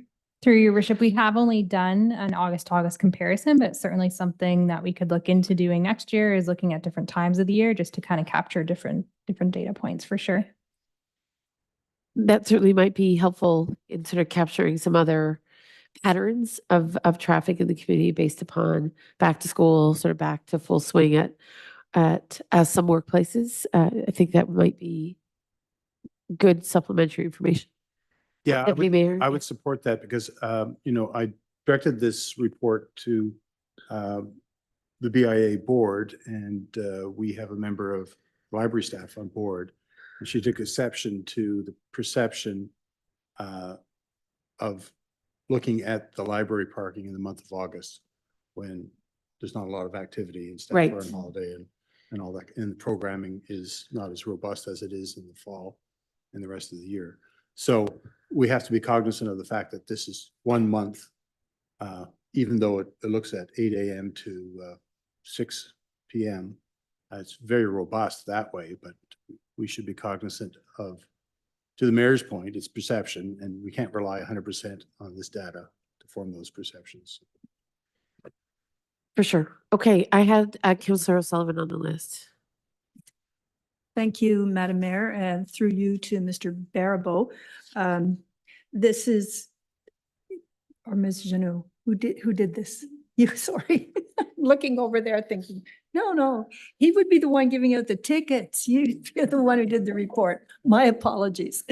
This is great detail and thank you very much. It's obviously a lot of work went into this. So I have a couple of questions and a couple of comments. So I'm really happy to see that proposed overnight parking during the winter time and limiting it just for the restrictions just for major storm events. I think that's a good point. And I wonder about the accessible parking. When I looked through the report, it said it is actually targeted to be by December of 2025, which is more than a year away. And I think we need to do something sooner than that for accessible parking, particularly along Prescott.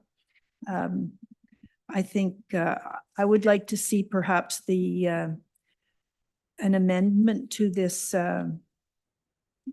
policy or this motion that we establish accessible parking spots on Prescott Street and on Clothier Street and accelerate that portion of the parking study. It's really a problem for people with disabilities downtown to find a place to park. There's not even a place to drop someone off and then carry on and go find another parking spot, especially if you have to assist them getting out of the car, getting a walker or a wheelchair or whatever out of the car. It's very difficult. So I'd like to see that given a little more priority. And the other thing we need to be aware of or cognizant of is that with the lowered parking requirements that we're granting, and then perhaps this cash in lieu of parking bylaw, which I'd like more information on, we really need to improve active transportation infrastructure in the downtown core for bikes, for pedestrians. And I realize that it's a real challenge because they're narrow streets, there's sidewalks that start and finish randomly. It's going to be very difficult because of just the existing conditions downtown, but I think we need to look into that a little more further. And with respect to bike parking, in May, Council passed a policy for bike rack cost sharing for existing landlords and businesses. And I'm just wondering how that is being promoted. How do people know that that's a possibility that we will cost share on a bike rack for existing businesses downtown or the landlords, the people. I frequently see bikes locked to street signs in front of Royal LePage and to street signs in front of where the History Hub is. Even though there is one bike rack there, it's usually full. So I'm just wondering how we can make improvements to that. And we also need to be cognizant that the Clothier lot could actually come off this potential list at any time. If it was bought and developed, we would lose all those. So those are my comments, and thank you again for the report. And if you can explain a little bit about this cash in lieu, what exactly is that going to do and how will it help us? Through your worship. So just to respond to certain parts of the comments and questions. So as I mentioned on, I think 2 slides ago, the next few actions are the accessible, the active transport, and then the commercial loading zones. The only reason accessibility wasn't addressed this year was we know it's going to be a difficult one to do just given the nature of our downtown. But it absolutely is next priority on our list. Same with active transport. And as you mentioned, it's going to be another hard one to address. And really from the original parking study, what that was looking at was more so the triangle and the potential to turn that into one way and adding bike lanes there, which is still in the long-term planning stages, but is in the long-term plans. In terms of the cost sharing, I don't have any information about that program. I don't know if Director Martin or anyone else might have any information about that. I believe that lies with Parks, Recreation and Culture. In terms of the Clothier law, absolutely, as was recommended, not necessarily recommended, but I guess wasn't recommended and specifically left out of the parking study was it's not recommended for us to take on any long-term leases for parking at this time. And so we did forego entering a lease again for that lot. And lastly, the cash in lieu. So the reason that's rising again tonight was it was a recommendation of the DCAP a few years ago. So we just want to kind of get council's perspective if this is something that still is of interest to council. Director Martin can speak more to it. But essentially the next phase would be examining what that would look like. And I don't know if she has anything to add. Through your worship to Councillor Sullivan. So a cash in lieu of parking bylaw would be similar to say like a cash in lieu of parkland bylaw. So what it does is if an individual developer cannot provide the number of parking spaces, they can pay an established amount within a bylaw to the municipality, and those funds can be used to help fund municipal parking lots and municipal parking infrastructure within the downtown. So it's where the developer can't meet the minimum parking requirements or ask for a reduction, we can ask for a cash equivalent to help create those spaces in a municipal lot or somewhere else within the public right of way. Great. I also see Councillor Wilson on the list, so I'm going to recognize Councillor Wilson and then I'll put myself on the list. Again, we're dealing with many different aspects of the DCAP and know that we have a parking bylaw update. So there's a lot of information. And if council needs a little more time, that's okay, but we'll carry on this evening and see where we get. Councillor Wilson, please. Thank you, Mayor Peckford. Through you, I did have the same question as Councillor Sullivan did to explain to the public about cash in lieu for parking. So thank you for that question and the answer. I currently sit on the library board, and I echo what Deputy Mayor Barkley said with a BIA member being part of the library. They're currently going through their service management plan, and what they have revealed in their service management plan is that the City of Toronto currently requires 0.8 spaces per 100 square feet of facility gross floor area. And this would be pertaining to libraries. We currently have only 26 parking spots. If we were to apply this formula, we should have 84 spots. We currently have 26 spots. That's 16 plus 1 in the parking lot that's there, plus 10 within walking distance. I wonder if I know there's no space down there, but I'm just bringing it to council's and the public's attention that this is the calculation used for public parking spaces for facilities. Thank you. Any comment, Ms. Janot, at this time? So the library's parking considerations, Councilor Wilson, are they reflected in this report? Or are you suggesting that they should be better integrated into this report, or is it a separate matter how we treat library parking? I don't know if you can hear me, Councilor Wilson. Oh, sorry, through you, Mayor Peckford. Just that I know that this is going to come up through the library with their service delivery review in the very near future. So I'm saying, in my opinion, that we may need to put this on the back burner for a bit until our official plan is gone through and we have more consultation with the public regarding things like this. In regards to library parking specifically? Specifically parking overall. Okay, parking overall, understood. In the downtown, yeah. I disagree. I disagree with the consultant's findings. I'm a firm believer that we need more parking. Gotcha. Okay. Thank you. Okay. Yes, I'll take other comments and then I'll defer my comments to the end. So I see Deputy Mayor wishes to speak again. Go ahead. I'm happy to defer to you. You said you were No, next on the go list. ahead, Oh, okay. please. Basically, there's 4 parts to the report tonight. Yes. The Downtown Kemptville Community Action Plan. And I understand that that'll be brought to the BIA board next week for consultation. Through your worship, we're specifically bringing the communications part of the parking study recommendations. Right. Yeah. So the 4th item is the parking study, and I've long felt that signage should be a priority. You know, if people know where the parking is, hopefully they'll find it and without much trouble. And it's good to create the perception that the Riverside parking lot is closer than you think to the stores on Prescott. So I'm sure that you'll get a lot of feedback regarding signage. The second part here, cash in lieu of parking, I've never believed in that as a option. You know, if the money collected is to pay for an off-street lot, I think that's a lot of money.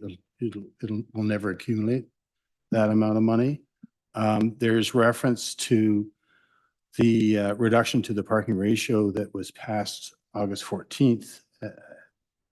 And the comment was that it's across the community, but in fact, it doesn't apply to C1 or R4 areas. And we're waiting, hopefully, for the Stormwater Master Plan study to take a look at lot coverage, and Deputy Director Mosher has promised he'll come back with another look at the parking ratio. So I think that that one item should be deferred to a later date, maybe after the official plan has been developed, or a secondary plan after the official plan has been developed. So I would like to see that put on pause. Finally, the community improvement plan. It's great to see that we've had uptake, like 100% uptake this past year. And in a comment to you earlier today, I was talking about the desire to assist businesses or building owners downtown to make their ground level areas of business more accessible. And that's a real trick given the narrow sidewalks. But as you indicated to me, that's eligible for funding under the facade program. But I think there's an optics problem here, that when people think of facade, they don't necessarily think of accessibility. So I would like to see another tranche of money available called accessibility, whether that's taken out of the facade program, because I think that's great to have, but I think most of the businesses and building owners have availed themselves of that, and we've limited to just commercial over the last few years. So my recommendation is that we either increase the budget or allocate some money specifically and list it as a program called accessibility, just to focus people's attention on it. So that's what I would recommend in terms of changes to the CIP. And those are my comments. Thanks. Thank you very much. And Councillor Wilson, if you want to get it again, please wave your hands. I'll make sure Ms. Preston is keeping an eye on you if I don't see you right away. In terms of the community improvement plan, I guess I too had some questions because it says 2024, $50,000 was available and $5,000 was approved. Am I misreading the chart? Through your worship, if you could just go back for me, Chloe. So we had $50,000 available. At the time of creating this presentation, we had given out $44,000 and $5,000 left for one project had yet to be completed. But since I completed this presentation, we have given out all $50,000. So I guess the chart's a bit confusing to me because it says there was 2021 a $50,000 allocation, same for 2022, 23, 24, but the funds utilized are well below the 50,000 mark per year, right? So 12,000, 24, 6, and 5. So would the total allocation would have been 200,000? So am I misreading the chart? I'm just trying to figure out, are the programs fully utilized? They're not. They Okay. weren't, rather, I should say in 2021, 22, and 23. Right. So we didn't use the balance of those Okay. funds indicated in the funds utilized column. Okay. And I guess I'm only asking that because I wonder in terms of refreshing the CIP, taking into account maybe Deputy Mayor, your comments, if it would be valuable to revisit, certainly the adjustments that perhaps Deputy Mayor Barkley highlighted, but are there other areas where maybe we should be targeting some of those funds in order to get uptake, right? Because I think the intention initially with this CIP was that these 50,000 allocations would hopefully be well utilized, and in certain cases they're not. Am I reading that wrong? Through your worship, I would suggest that maybe perhaps we could change the communications around it this year, focus on the accessibility. There is quite a very broad list that is listed on the application program that people get when they express interest in the program. So maybe we need to be more upfront in the marketing about what they can use the funds for. If you're looking at changing the program itself or where funds can be used in terms of geographical area, that would require quite the significant changes per the Planning Act to change a CIP area. It does require quite a few steps. Not so much the area, just the programs. So I just wondered, obviously when this DCAP came in, I'm so sorry, Councillor Sullivan, would you like to make a point now? Or are you raising your hand for an intervention now? Is it on this point or is that a related point? Okay, all right. I don't want to miss hands. Yeah, so I'm just curious if this plan came in with some intention that the CIP would be fully utilized, if there are modifications required to the program or maybe some feedback, not so much based on geographical area per se, but I just wonder moving forward before we do a full renewal of the program as proposed, if there might be some adjustments to the grant programs beyond what Deputy Mayor has mentioned that could be valuable, right? Because clearly, to some extent, these programs have been used, but not to their fullest extent. So it sort of just begs the question of whether or not there could be other adjustments or other innovations in these programs that might make them more compelling. If it's our intention to try to fully utilize that $50,000 allocation per program, right, as it's articulated here. So it's just a reflection I've had, but I'll recognize Councillor Sullivan. Thank you, Madam Mayor. To you, I think these programs, they have the business owner or the property owner has to put up 50% of the money and then it gets matched. So I think if you're looking at 2021, 22, 23, during the pandemic, a lot of businesses were struggling just to keep afloat. And so to have matched, to put out extra money, even though it was going to be matched for some improvements, were probably maybe not in their best interest at that point in time. And now that things are settling down again, they've taken advantage of the full 50,000 this year. So that may explain it, why it wasn't fully used during those years. But again, and I apologize if I'm misreading it, please correct me. The allocation in 2024 was 50,000. And It they- says funds utilized were 5,000. No, 44,000 That's was already. cumulative for all of the years. No. No, no, that's no, no. just this Ah, year. It I was a see. whole Yeah. 50,000 for this year. Through you, your worship. So the reason we have 5,044 separate is at the time the presentation was created, we had given out $44,000. The projects were complete. That last project worth $5,000, well, it was worth $10,000. Our portion was 5,000, hadn't been completed. So a lot of the times when we do these reports, we find the projects take a lot longer. Like this year, things were wrapped up really quickly. Businesses did an amazing job. So we always try to break that out for the current year because sometimes those funds end up not getting used.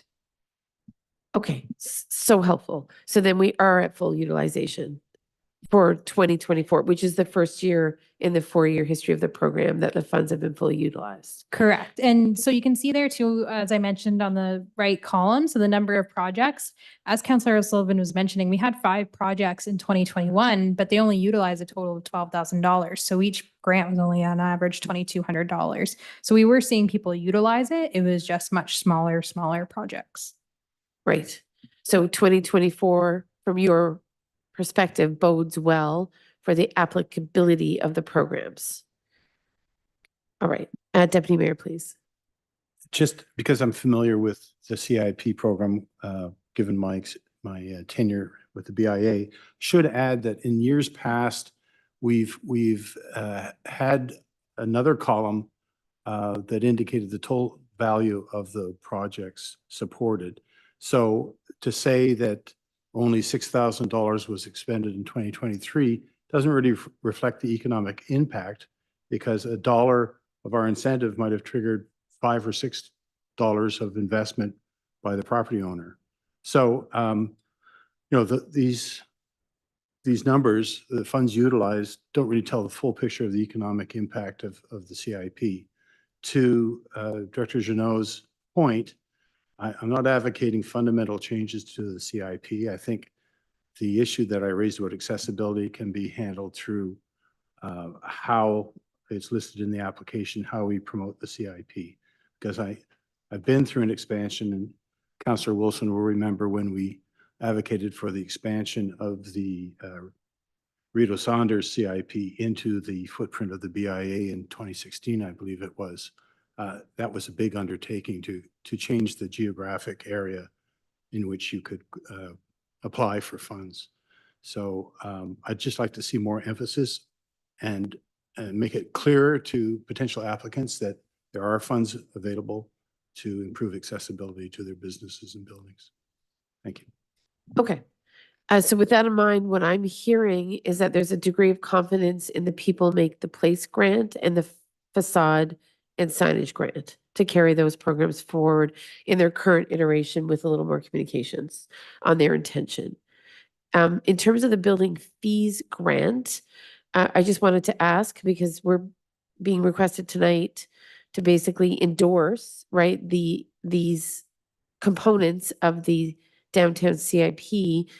Ms. Jeannot, would you be able to speak to whether or not you feel the building fees grant program has been utilized, successful? Through your worship. So as was mentioned on the one slide, we have had one residential Right. Property that has come forward, and they've applied for all 3 residential programs. And we've had 2 other developments express interest in all of the 3 other programs. And although the building fees grant is a very small amount, the reason we have to structure it that way is because we can't waive fees through the building office. We do have to properly process fees. So I know it seems like a small amount. What's it even worth? But it's the only way we can administratively provide that. And the tax increment equivalent residential grant, can you elaborate on that? So again, one property has entered into an agreement for that. So once they complete their project and gain occupancy, we will then reassess their property and provide them a tax grant based on the property value that MPAC assigns. We've gone through the exercise based on a very high level estimate for what they think the assessment of the property will be, just so we can all kind of see what that would look like, how much we would be foregoing. But that won't be written into the agreement until the impact assessment comes back after the property receives occupancy. I was just curious to know from your perspective, and I know Deputy Mayor, you sit on the Old Town BIA, is this component of the CIP regarded as valuable, or would it be beneficial to reconfigure this? Like, do you think that, I mean, obviously the point of the elements of the CIP was to stimulate growth in the downtown on both the commercial and residential side. So just wondering from your perspective, do we get a lot of inquiries in regards to this particular aspect of the program, the tax increment equivalent residential grant? Like, do you feel like in its current form, it's a valuable component, given that it sounds like it's been fairly underutilized, but maybe the circumstances for qualification are such that it maybe is a less sort of dominant part of the program? I'm just curious to know your thoughts. Through your worship, I would say that there's the goal of these programs specifically was to encourage residential development in the downtown core. And I'm not saying that these programs are the reason we're seeing development in downtown now than we have in the past decade, I'd say. And the one development that did enter into agreement did express how valuable this was for them, particularly for their financing and funding from other lenders. So they really appreciated that we were able to enter an agreement before the build happened, so they can then use this to leverage other funding. That being said, just one applicant to date, right? In our 4 years? That has gone through the agreement execution. We have had one applicant come through, but we're just waiting to finalize that agreement. But they just have to get some of their own things in place. Yes, Deputy Mayor. Yeah, I can speak to the value of the tax increment equivalent residential grant. And I think it's much more expensive to develop downtown, more expensive than it is to, say, greenfields, for a variety of factors, just infrastructure and the street layout and minimal setbacks and that sort of thing. I think I wouldn't judge the effectiveness of this particular program by the degree of uptake, believe it or not, although it might be counterintuitive, but it's part of a package that signals to developers, and development can take a long time, as you know, 3, 4, 10 years. To have it on the table, to remove it, you might kill some projects that are kicking the can about developing something downtown. So I think it's valuable to have. I wouldn't be too concerned about the uptake in the past, but I think eliminating it would be detrimental to development downtown.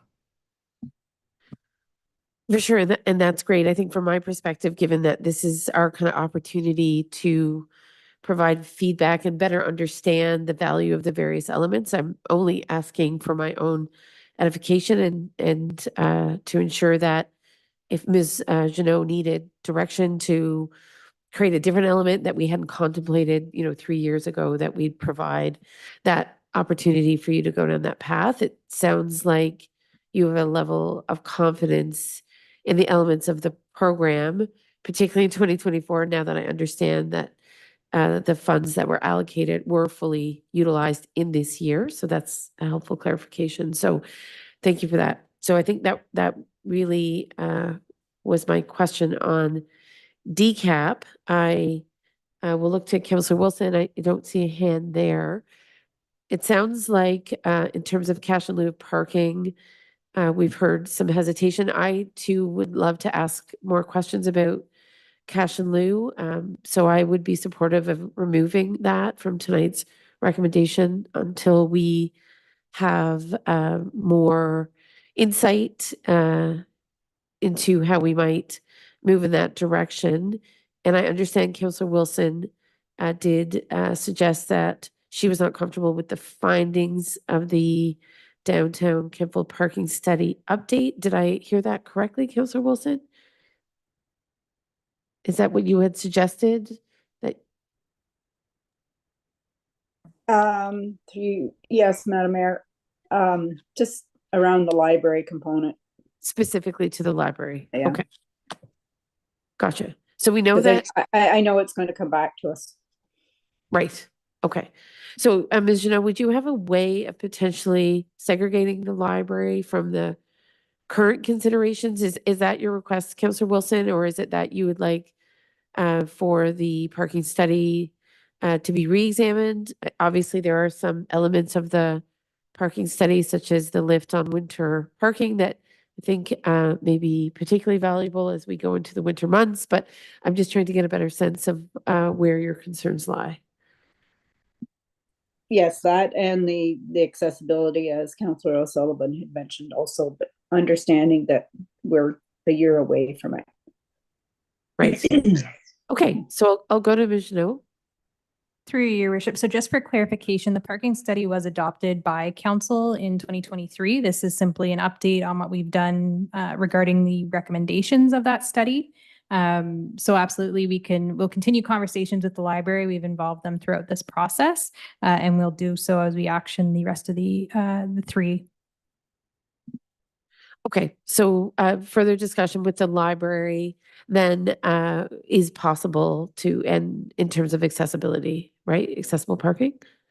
Absolutely. And I'll can't remember if this was highlighted in the report, but oh, thanks, Chloe. I did have 2 more slides. But my point was for the library, part of the reason we're signing the courthouse library parking as well is there was one accessible spot that if you look at the signs right now, it makes it seem like it's for the apartments, but it's actually for the library. So there are some signs that do need to be moved down in that lot that'll help people better understand what is available for library patrons. And as well, the signage that'll be put up indicating dedicated library patron parking will hopefully help that as well. Okay. So when it comes to nearing completion, including the limited overnight on-street winter parking, you're providing an update. You're not seeking direction this evening. Is that what I'm hearing? For the overnight parking, so Jeff's bylaw will speak to that later. Okay. So that will be enacted through Jeff's report, Correct. Mr. Barabow's report. Okay, thank you. And the forthcoming elements in regards to parking in the downtown, commercial loading zones on Prescott Street, active transportation improvements.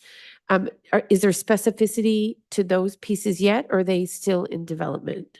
Through your worship, our next step will be examining kind of what the next steps are. So we don't have anything specific to report tonight. And when would you expect that to come forward? Through your worship. So we are going to be starting to work on them. If everything passes tonight, those will be our next actions. We can probably provide an update to council mid-year next year is likely. As I mentioned, the accessibility will take time. We'll have to work with the counties and assess that. Okay, and when it comes to active transportation, I know that Councillor Sullivan has had certainly taken a particular interest in this issue.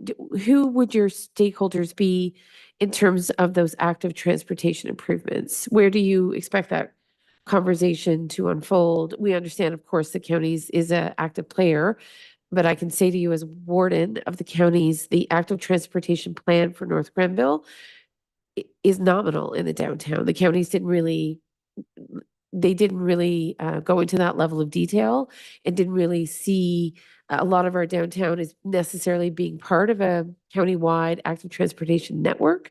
So I would expect that we would want to engage other stakeholders in that conversation. Do you have a sense of where else we would engage community members when it comes to active transportation? Through your worship, we haven't put any thought to an engagement plan yet, but we'll certainly include wide and broad engagement. But as I mentioned earlier, a large part of that recommendation was to look at changing the triangle area into a one-way section and applying active transportation there again, because our roads are so confined. Right. Okay.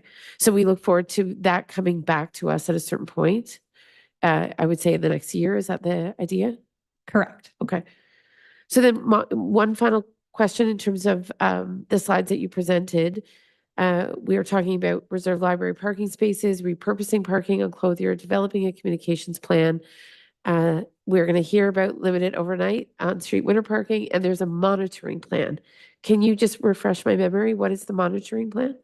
So the monitoring plan was what was referenced on the Yep. next two slides, the use analysis, Okay. and then the next slide is the length analysis. So I didn't get to the slide, but nothing really has changed much. The large proportion of people stay less than 2 hours. We did see a little bit of an increase on Clothier Street, but again, that was likely due to the construction in front of the old motel. Okay. Good. So that's the kind of monitoring we're speaking of here, not sort of parking monitoring or warning systems, just a monitoring of parking patterns, usage. Gotcha. Okay. Okay. And then I think that brings you to recommendations. Is that right? Yes, and I think these were oh no, these are the new slides. Great. So the main recommendation there to start is to accept the Downtown Kemptville Community Action Plan update, to direct staff to develop a cash in lieu of parking bylaw or otherwise. Council direct staff to continue the current Downtown Kemptville CIP programs. And then each year annually as part of the budgeting process, we'll bring forward those funding envelope amounts. And then lastly, council accept the Downtown Kemptville parking study update. Great. So are you looking for the aspects of this plan to be renewed on a 3-year basis, or is this now annual? Obviously, the first decap was, I think, 21 to 24. What was your intention in proposing the renewal this evening? So really the renewal is only for the CIP, and that's just to keep it going on an ongoing basis. And then each year at the annual budget time, council can decide whether they want to fund certain programs or change the funding amounts. Okay. And when it comes to any adjustments to decap overall, would council have the opportunity to revisit this again in a year or at budget time? How do you foresee the evolution of decap moving forward? Through your worship, so the decap really is done except for those two items, which are the cash in lieu of parking bylaw and the CPPS. So really the focus will be on those two items, but otherwise we won't be creating a new decap. The strat plan does have a number of recommended plans that could be utilized and done in the downtown. So really, I think those would be the next steps if you're looking to do anything there. All right.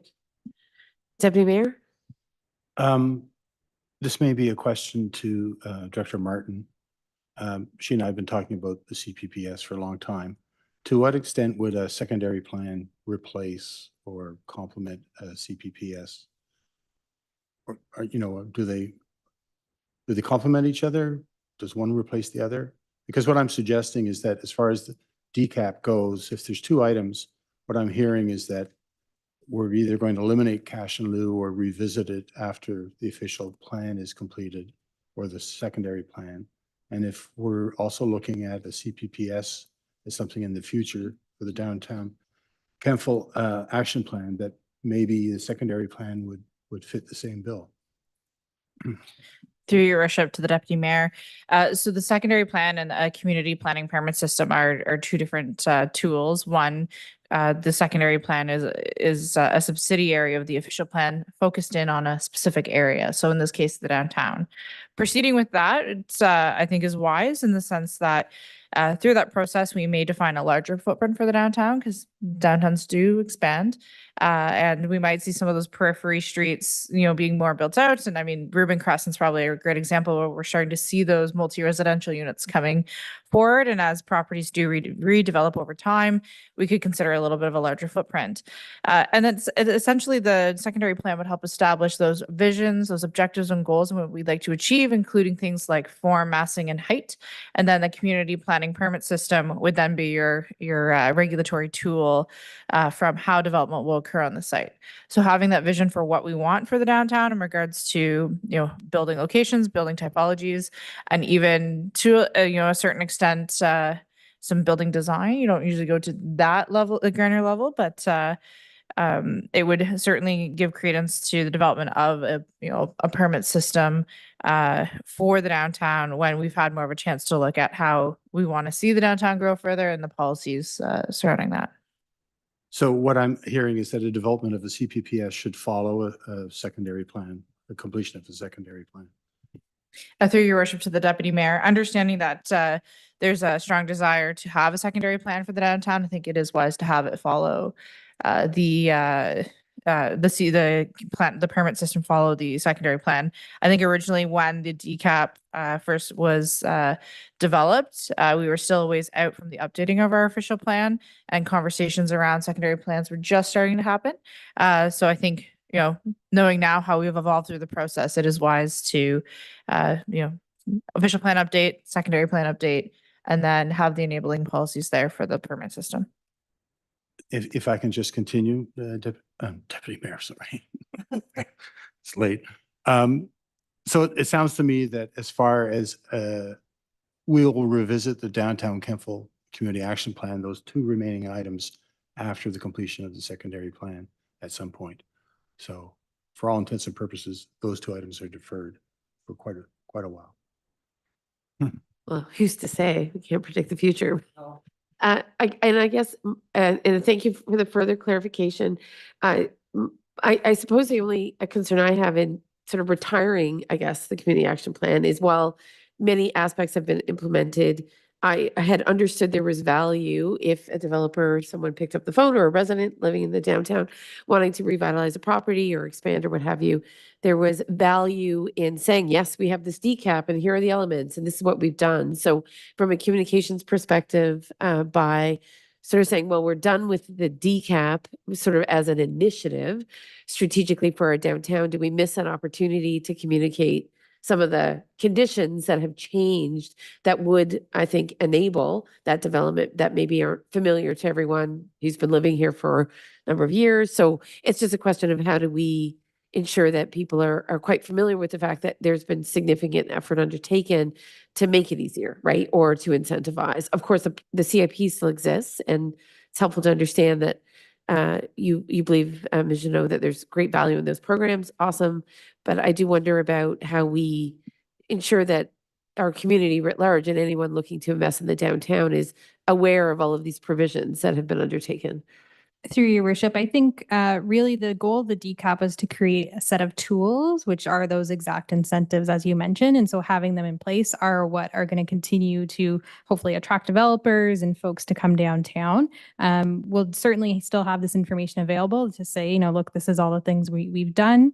I do think that the best, if you're looking to kind of look at more tools or more things to implement, the best way to do that would be some of the plans that are recommended as part of the strat plan that are more visionary documents.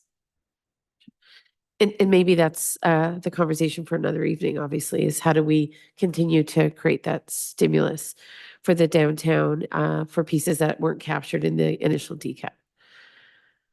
Okay. Councillor Wilson, I'll just go to you.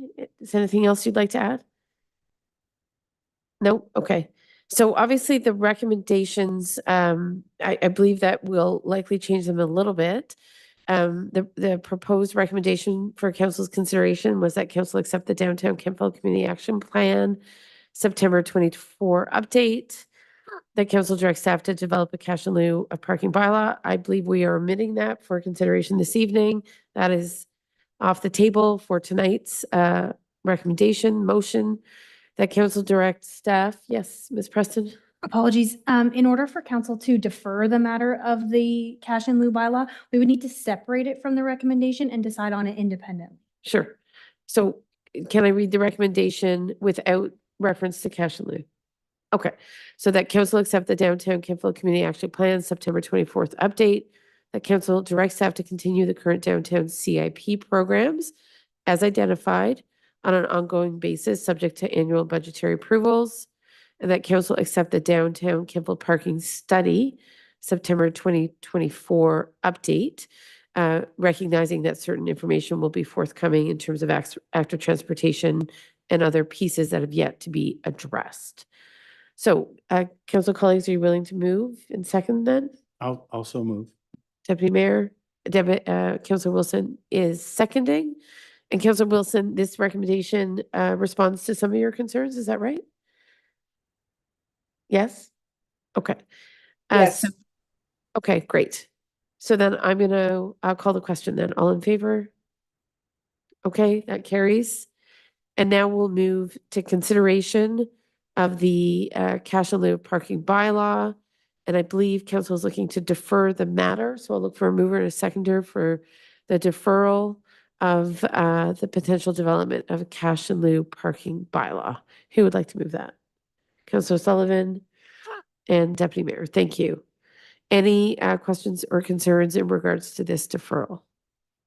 Do we need to articulate deferred till when, or just? If it is council's appetite to specify a return date, then this would be your time. Well, yeah, I would think defer it until after the official plan has been approved Okay, would be the so minimum. we can capture that in the motion. I'm sure Ms. Preston has that already. We will defer the consideration of a potential cash in lieu parking bylaw until the completion of the official plan update. So yes, that just changes the motion in sense of what council is seeking. So instead of deferring this motion, we're going to redraft to say that council defer the development of a cash in lieu parking bylaw until the completion of the OP, which council can pass or not pass. So we're not deferring the original written motion. We're looking to approve or not a new motion which has deferral in it to a certain time period. Deferring the consideration of. Correct. Right. Okay. Are we all on the same page about the deferral? Would you like to read what you believe the deferral is or the proposed deferral? All right, go ahead, Ms. Preston. Just waiting for Ms. Preston to finish up. Thank you.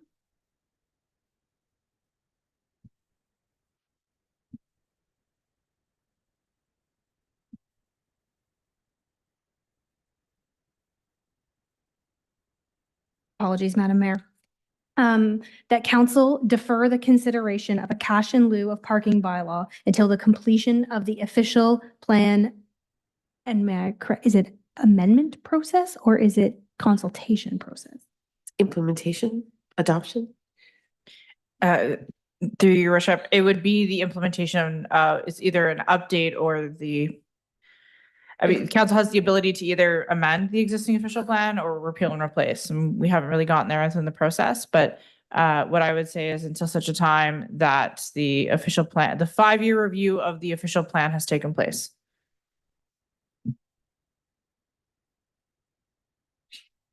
Okay. I believe we understand. Ms. Preston, I don't think you have to read it again unless you feel strongly about that. Okay, so we have a mover, and I'm sorry, I don't remember who I recognized as the mover. I believe it was Councillor O'Sullivan, and I'll ask actually Councillor Wilson to second. Can you second, Councillor Wilson? Yep, good. Okay, so I'll call the question in that. I'll call the question on that. All in favor? Great. Okay. That carries. Thank you for your indulgence. I know it was complex and multifaceted, and we appreciate that you sincerely answered our many questions to the best of your ability. Council colleagues, we have one other major item this evening. Do you want to take 5 minutes? I'm going to propose that we take a quick 5. Thank you.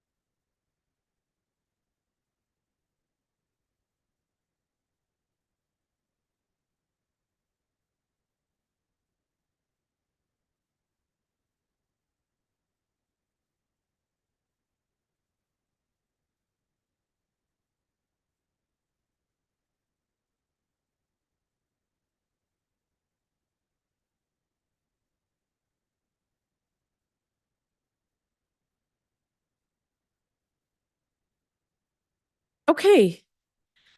So we're resuming our meeting here in council chambers on Wednesday, September 11th at 6:30 PM. It is now 9:20 PM. And we're moving to consideration of the parking bylaw, and we're inviting Mr. Barbeau to walk us through that, please. Thank you, Madam Mayor. Before council is a recommendation to pass and enact a new bylaw, bylaw number 76-24, which is a bylaw to regulate and control the parking of vehicles in North Grenville. And this will take effect on January 2nd, 2025, and that would replace our current parking bylaw. Next slide, please. The purpose is to modernize the municipal parking regulations and implement recommendations that were received as part of the parking study. Next slide, please. Main changes within the parking bylaw itself are as follows. There's delegated authority to the Director of Public Works for immediate installation of signs, which then streamline processes by eliminating the need for frequent bylaw updates. Currently, for a sign to be enforceable, it would have to be put into the bylaw as the form of a schedule. This eliminates that. Once the sign gets posted, then it becomes enforceable. It's streamlining the processes. Another key change, which was discussed earlier, was in winter overnight parking would be permitted on municipal roads, not county roads, but on municipal roads, except during declared overnight winter storm events. Included provisions would be for the NG Transit bus stops and reserved parking spots, such as reserved parking spots at the library. There would be new provisions for electric vehicle parking spaces. New slide, please. There would be removal of accessible parking provisions. Previously, our parking bylaw kind of contradicted the zoning bylaw, and we removed that provision. This width of accessible parking spaces are in the zoning bylaw. The authorization to establish paid parking zones, and this is only for future use. It just provides that mechanism if council wishes at that point to enact an area of the municipality for paid parking. Enforcement measures for front and side yard parking. This is commonly used in most municipalities, and other bylaws within this municipality also sort of addresses it. And it's just a way for enforcement measures to make sure we get first communicate with that homeowner to make sure that they are aware they have to park in their own driveway. They can't be parking 4 or 5 vehicles across their lot. There'd be integration with the forthcoming administrative monetary penalty system, which is also known as AMPS bylaw, which we're hoping to have that before council in October, to be enacted also in the new year. This bylaw eliminates the current enforcement provisions under the Provincial Offences Act, since we'd be going under AMPS, so everything would be internally for the review hearing officer, screening officer, and that would be presented in October. Next slide, please. The new bylaw is tailored to the specific circumstances of North Grenville, but yet aligns closely with the parking bylaws of other municipalities. An example of this is the City of Ottawa has very similar approach to overnight winter parking, and they too delegate authority for the erection of authorized signs. Most municipalities prohibit front and side yard parking, and they do this by specific bylaws. We're just including it into the parking bylaw since we're opening it up and enacting in a new one. Next slide, please.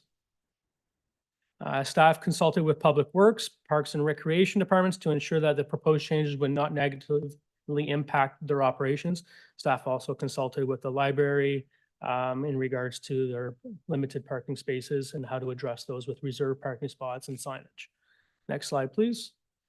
Communication. Staff will communicate the relevant changes to the public through the municipal website and social media channels, and of course, signs posted where applicable throughout the municipality. Next slide, please. And so in conclusion, the proposed changes modernizes the parking regulations and implements the recommendations from the parking study. It includes provisions for allowing staff to declare an overnight winter storm event, which would then limit or remove, would prohibit parking on the streets during those times for efficient snow clearing. This would all take effect on January 2nd, and which would provide us enough time to bring forward the AMPS bylaw to council. Any questions? Questions, colleagues? Go ahead, Deputy Mayor. Thank you, Madam Mayor. Through you to Director Barbeau.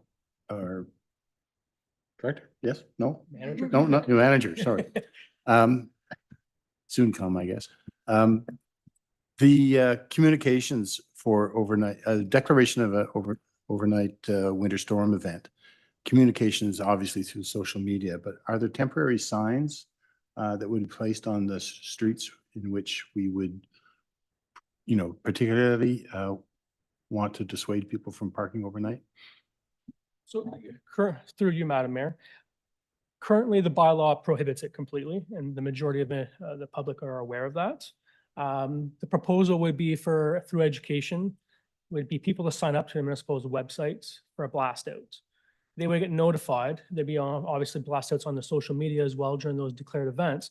But people who have signed up through a campaign would also receive emails, possibly even text messages if we can facilitate that through our multimedia team.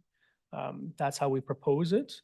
Temporary signs, something that we can look at, haven't been explored yet. The text or the email approach is great. Thanks. Thank you. I'm just curious, with the proposed elimination or ban on overnight winter parking, but the implementation of this bylaw coming in January, there would still be a period for which that winter ban would apply for this forthcoming year, correct? Because we would anticipate potentially snow events in November and December.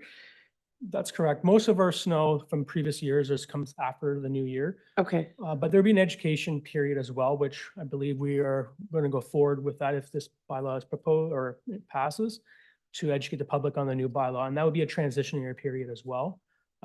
so you wouldn't expect to necessarily ticket in November and December if there was a major snow event? Correct. Because you're educating people that you can in fact. There are other mechanisms such as warnings that could be utilized at that time. Okay, great. So the idea, just so I'm clear, is that you could continue with on-street parking unless, of course, there's a major snow event, and you would be advised to be vigilant and check messages from the municipality to ensure, obviously, that your car is removed and snow clearing can happen, correct? Correct. There would be a mechanism in place Okay. for people to sign up and receive those notifications. Gotcha, perfect. In terms of front and side yard parking, I'm just curious, you named a lot of larger municipalities that have no front and side yard parking, or maybe I'm mistaken, maybe one of them is comparable to our size. I'm just curious, I feel that there's a lot of informal front and side yard parking. And I think a transition to eliminate front and side yard parking on certain streets or in certain areas, maybe met with challenges if people have been doing it for years, decades, what have you. So I just wanted to get a little more information on what your approach to enforcement would be. I think in certain cases, people have assumed it is more or less parking that they can use, accepting it may not be part of how their property, right, was configured. So I'm just trying to get a better sense of that.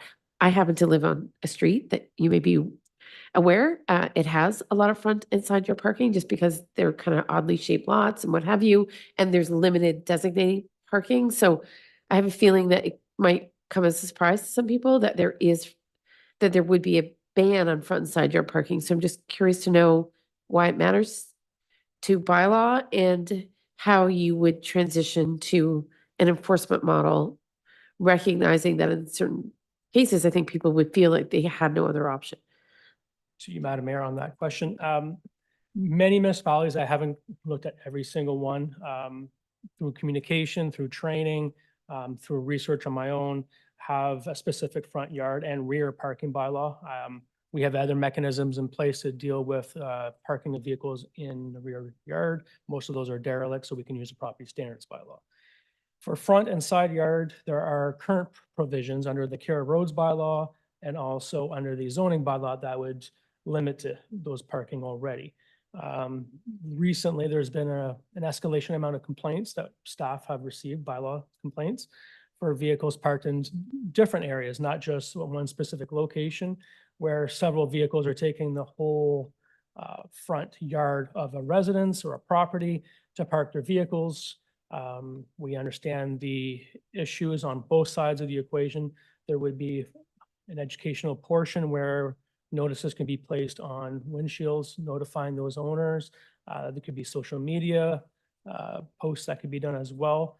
It's not staff's intentions to go and ticket everyone. We haven't done that yet. We want to educate everyone on these regulations. It's for safety when you pull out your vehicle. It's for the care of the boulevard, which is municipal property. You've noticed that these boulevards are by the spring. There's no sod left. They are completely ripped up.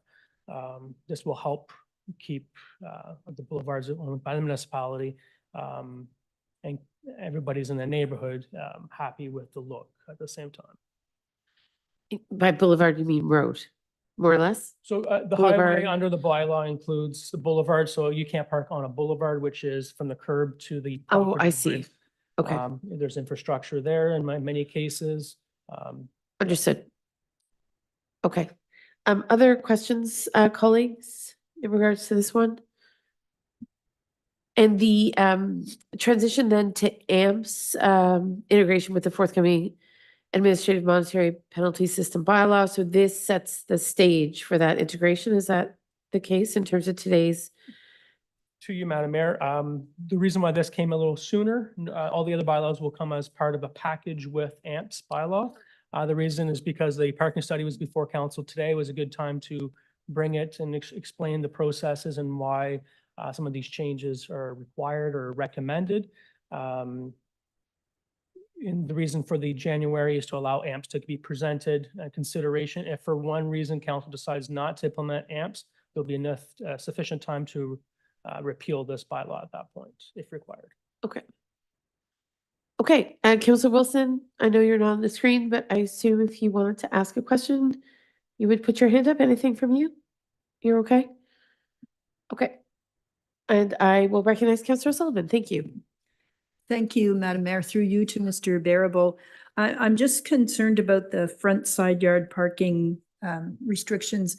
When more and more people are being encouraged to have additional residential units in their homes, and we don't want cars parked on the street whenever possible. So very often, if there's an additional residential unit, there's another car. And I've seen people expanding their laneways, like widening their laneways to include right to the property line, and having like 2 or 3, sometimes even 4 cars wide parking there, and they've been paved. So how did that happen? How does that happen? And Through you, Madam Mayor, there would be probably quite a few properties within the municipality that may not be in compliance with the zoning bylaw for that, for example.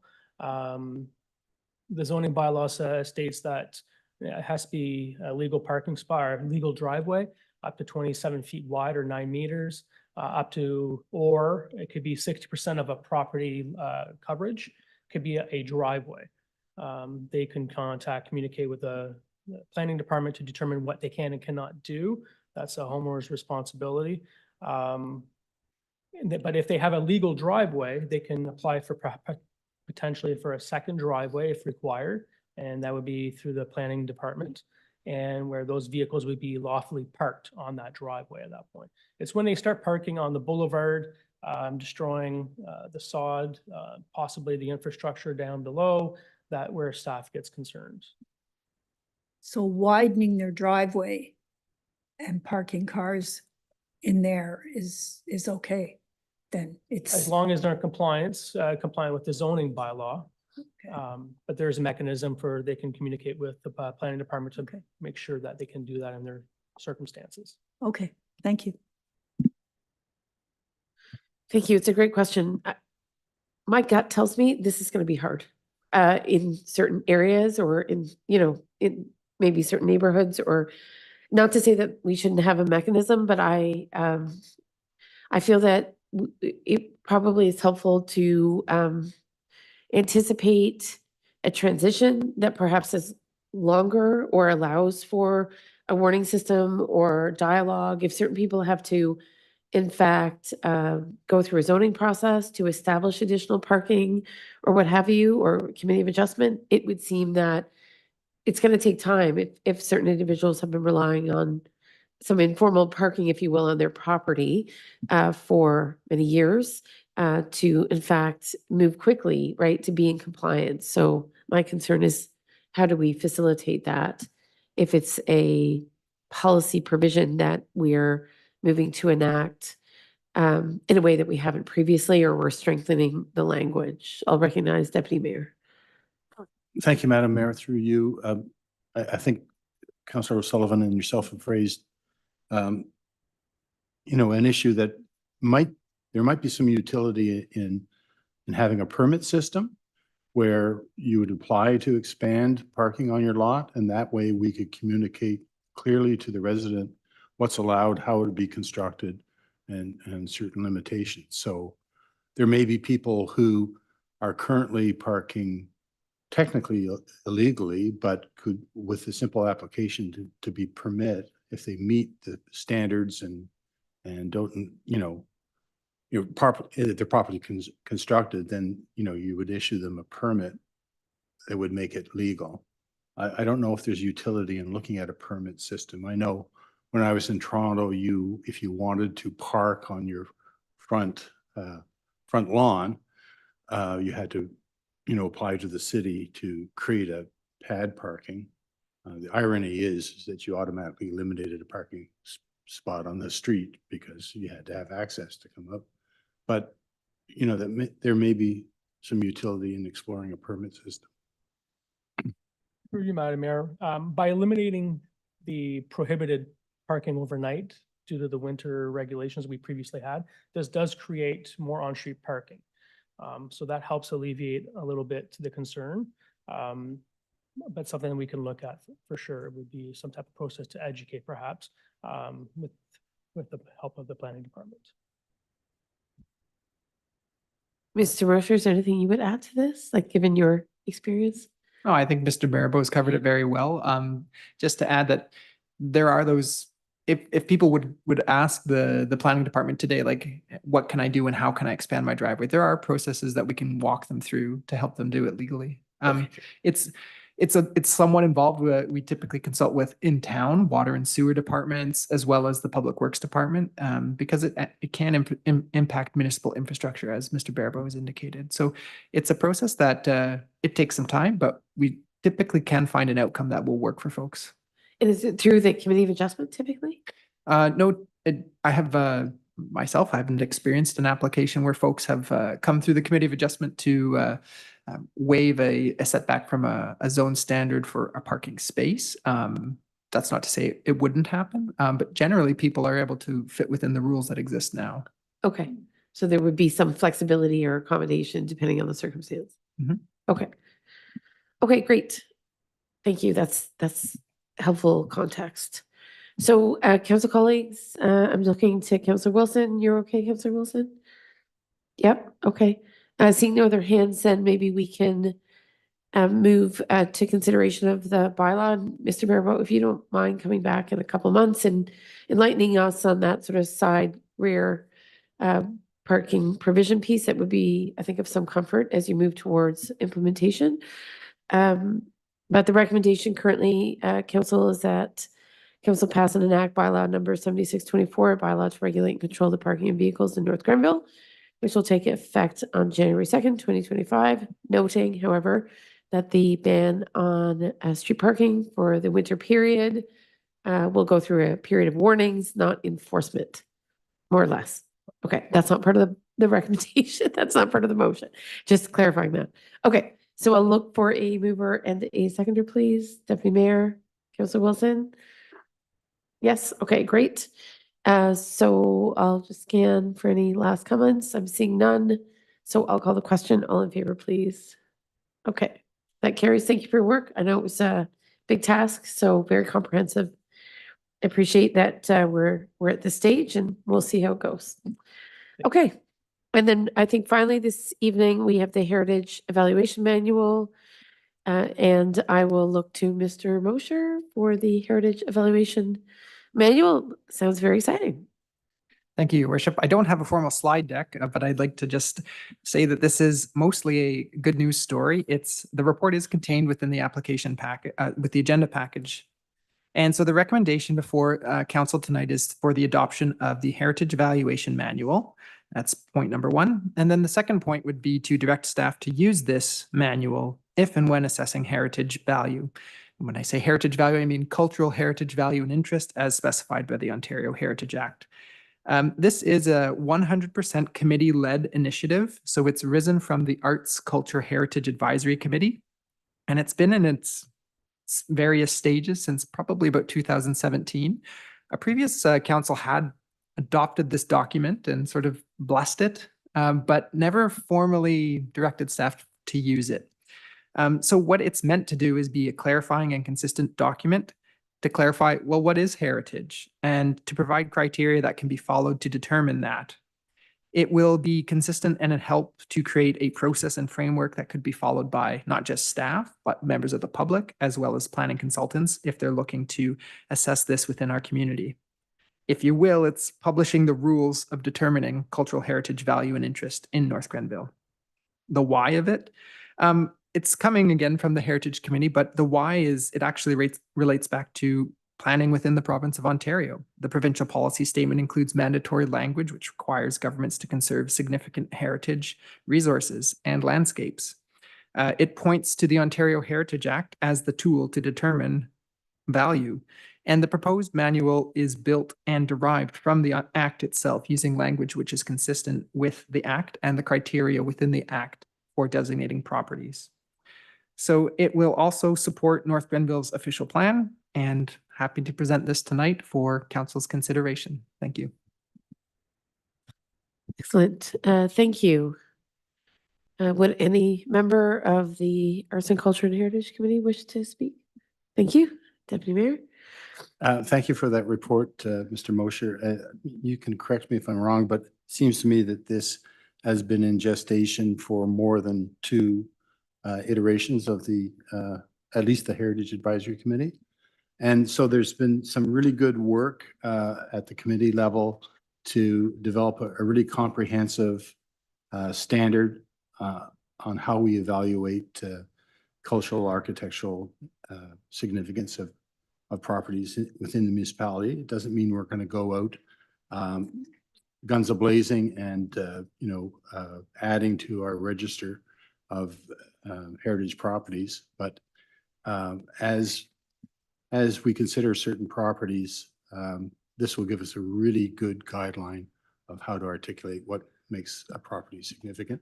And we've seen that in two instances in the last iteration of the Heritage Committee, and it's been wonderful to sit down with the property owner and see how respectful they've been about maintaining what makes their properties historically significant. So this is a great manual. It's very comprehensive.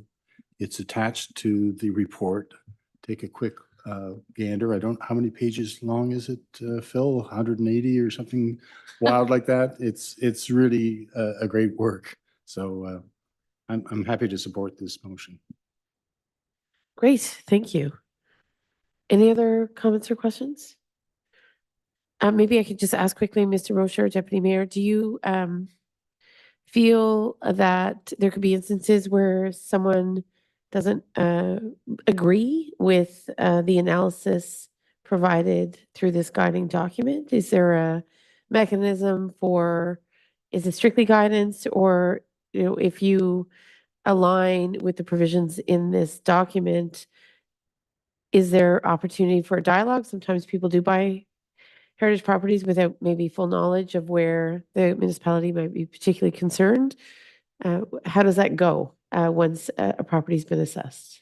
Thank you, Mr. Mosher. Great question, Your Worship. So the manual itself contains like the process that is to be followed, and that includes communicating with the owner of a property and being upfront with them of why you're there, what you're doing, and engaging in that dialogue. The Ontario Heritage Act was also changed recently, which requires that, if somebody's going to designate a property, that you have to serve notice to that individual, have contact and dialogue with them. It's interesting to think that up till I believe it was 2021, you could just designate a property without actually talking to a property owner. So that's no longer the case. So the manual has been crafted in a way that's iterative, like to go out and to speak with folks and to talk to them about heritage and engage with them. And then it's a process where it's not just one individual, but it's like a 2x2 rule. So it's committee members who can go out, 2 of them at a time, come up to an independent assessment. And then it's another 2 members that would go out at a separate time, come up with their independent assessment, and then get together and discuss and involve the property owner with that. And then at the end, it's a recommendation. Council still has the final say of if a property is designated, and that's a whole other process. This just gets to the, is this a property the committee members believe is worthy of designation? And it helps provide that framework, again, the rules that show how that will happen.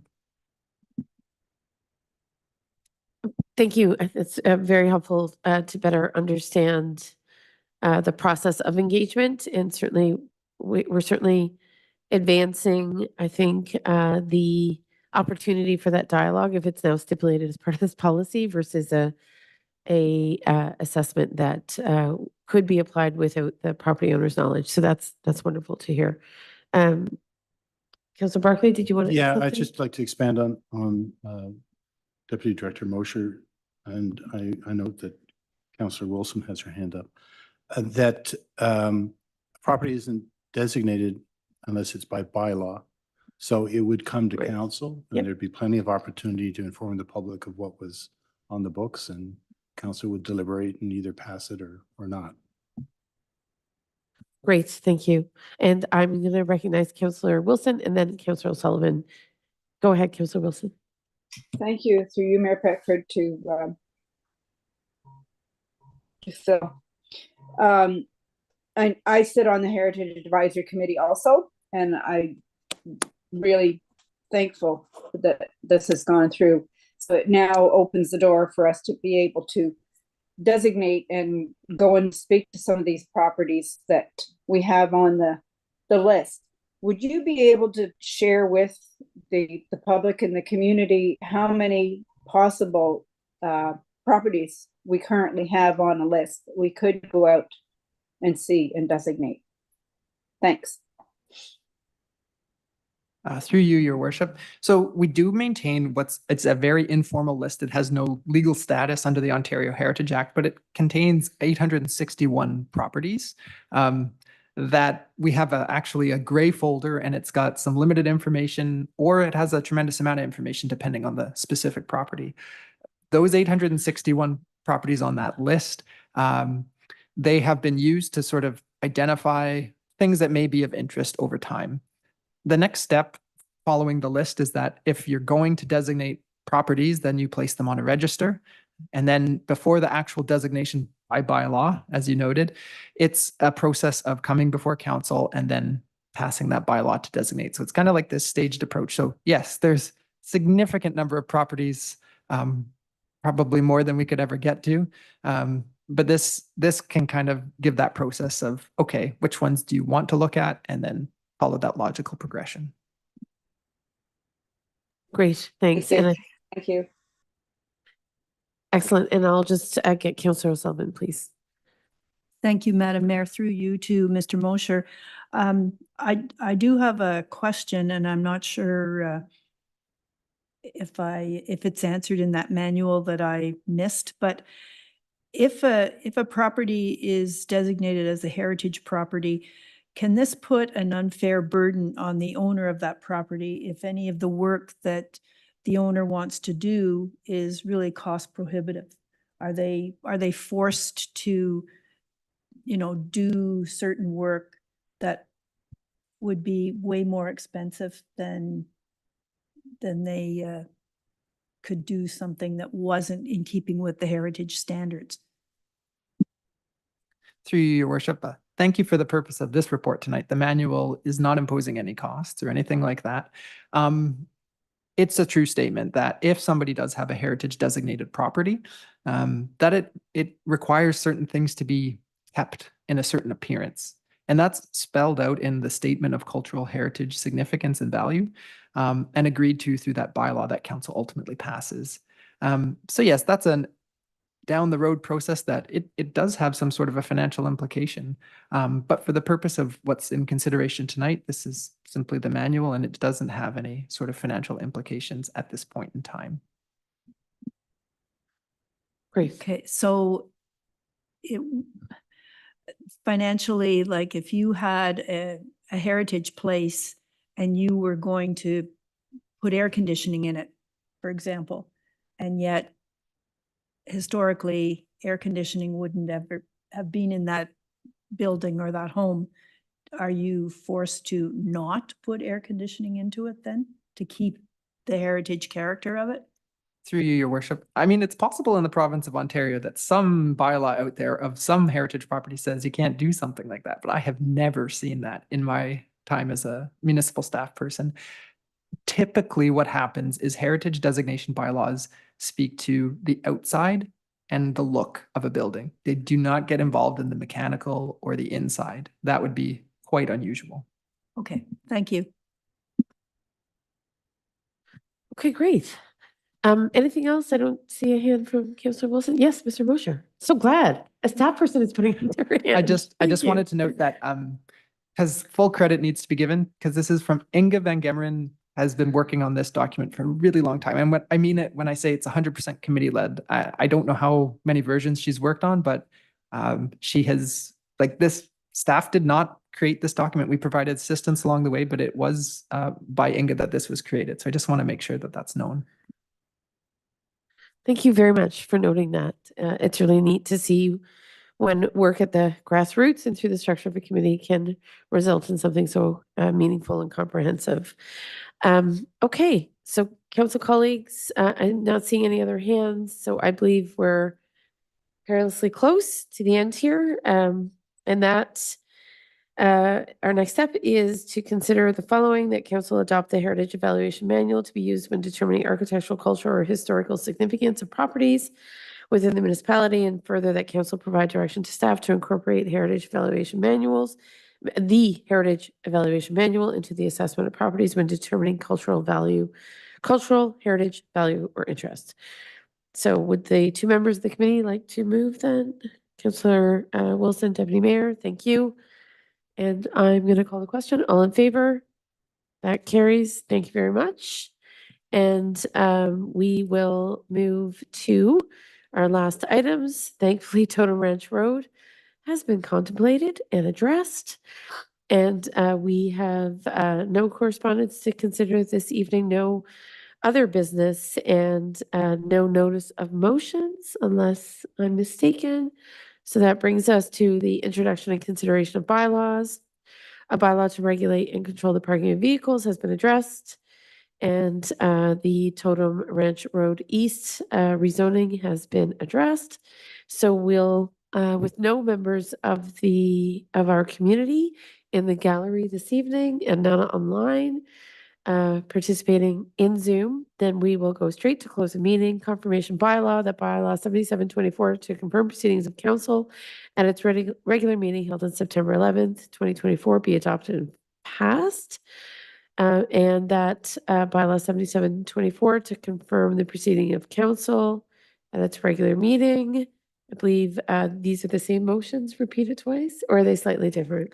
It's the same motion, Madam Mayor. I apologize. It's a glitch with eScribe this week, and I have no words other than it had a tantrum last week. Okay, no problem. So I've read it once. I'm not going to read it again then. So mover and a seconder, Councillor Wilson, would you mind moving that, please? Thank you. Councillor Sullivan, would you mind seconding? Thank you. Calling the question, all in favor? We are confirming. And then motion to adjourn at 9:54 p.m., perhaps a little later than we expected. That this regular meeting of council adjourn at 9:54 p.m. And I'll look to Deputy Mayor to move and Councillor Sullivan to second. I'll call the question. All in favor?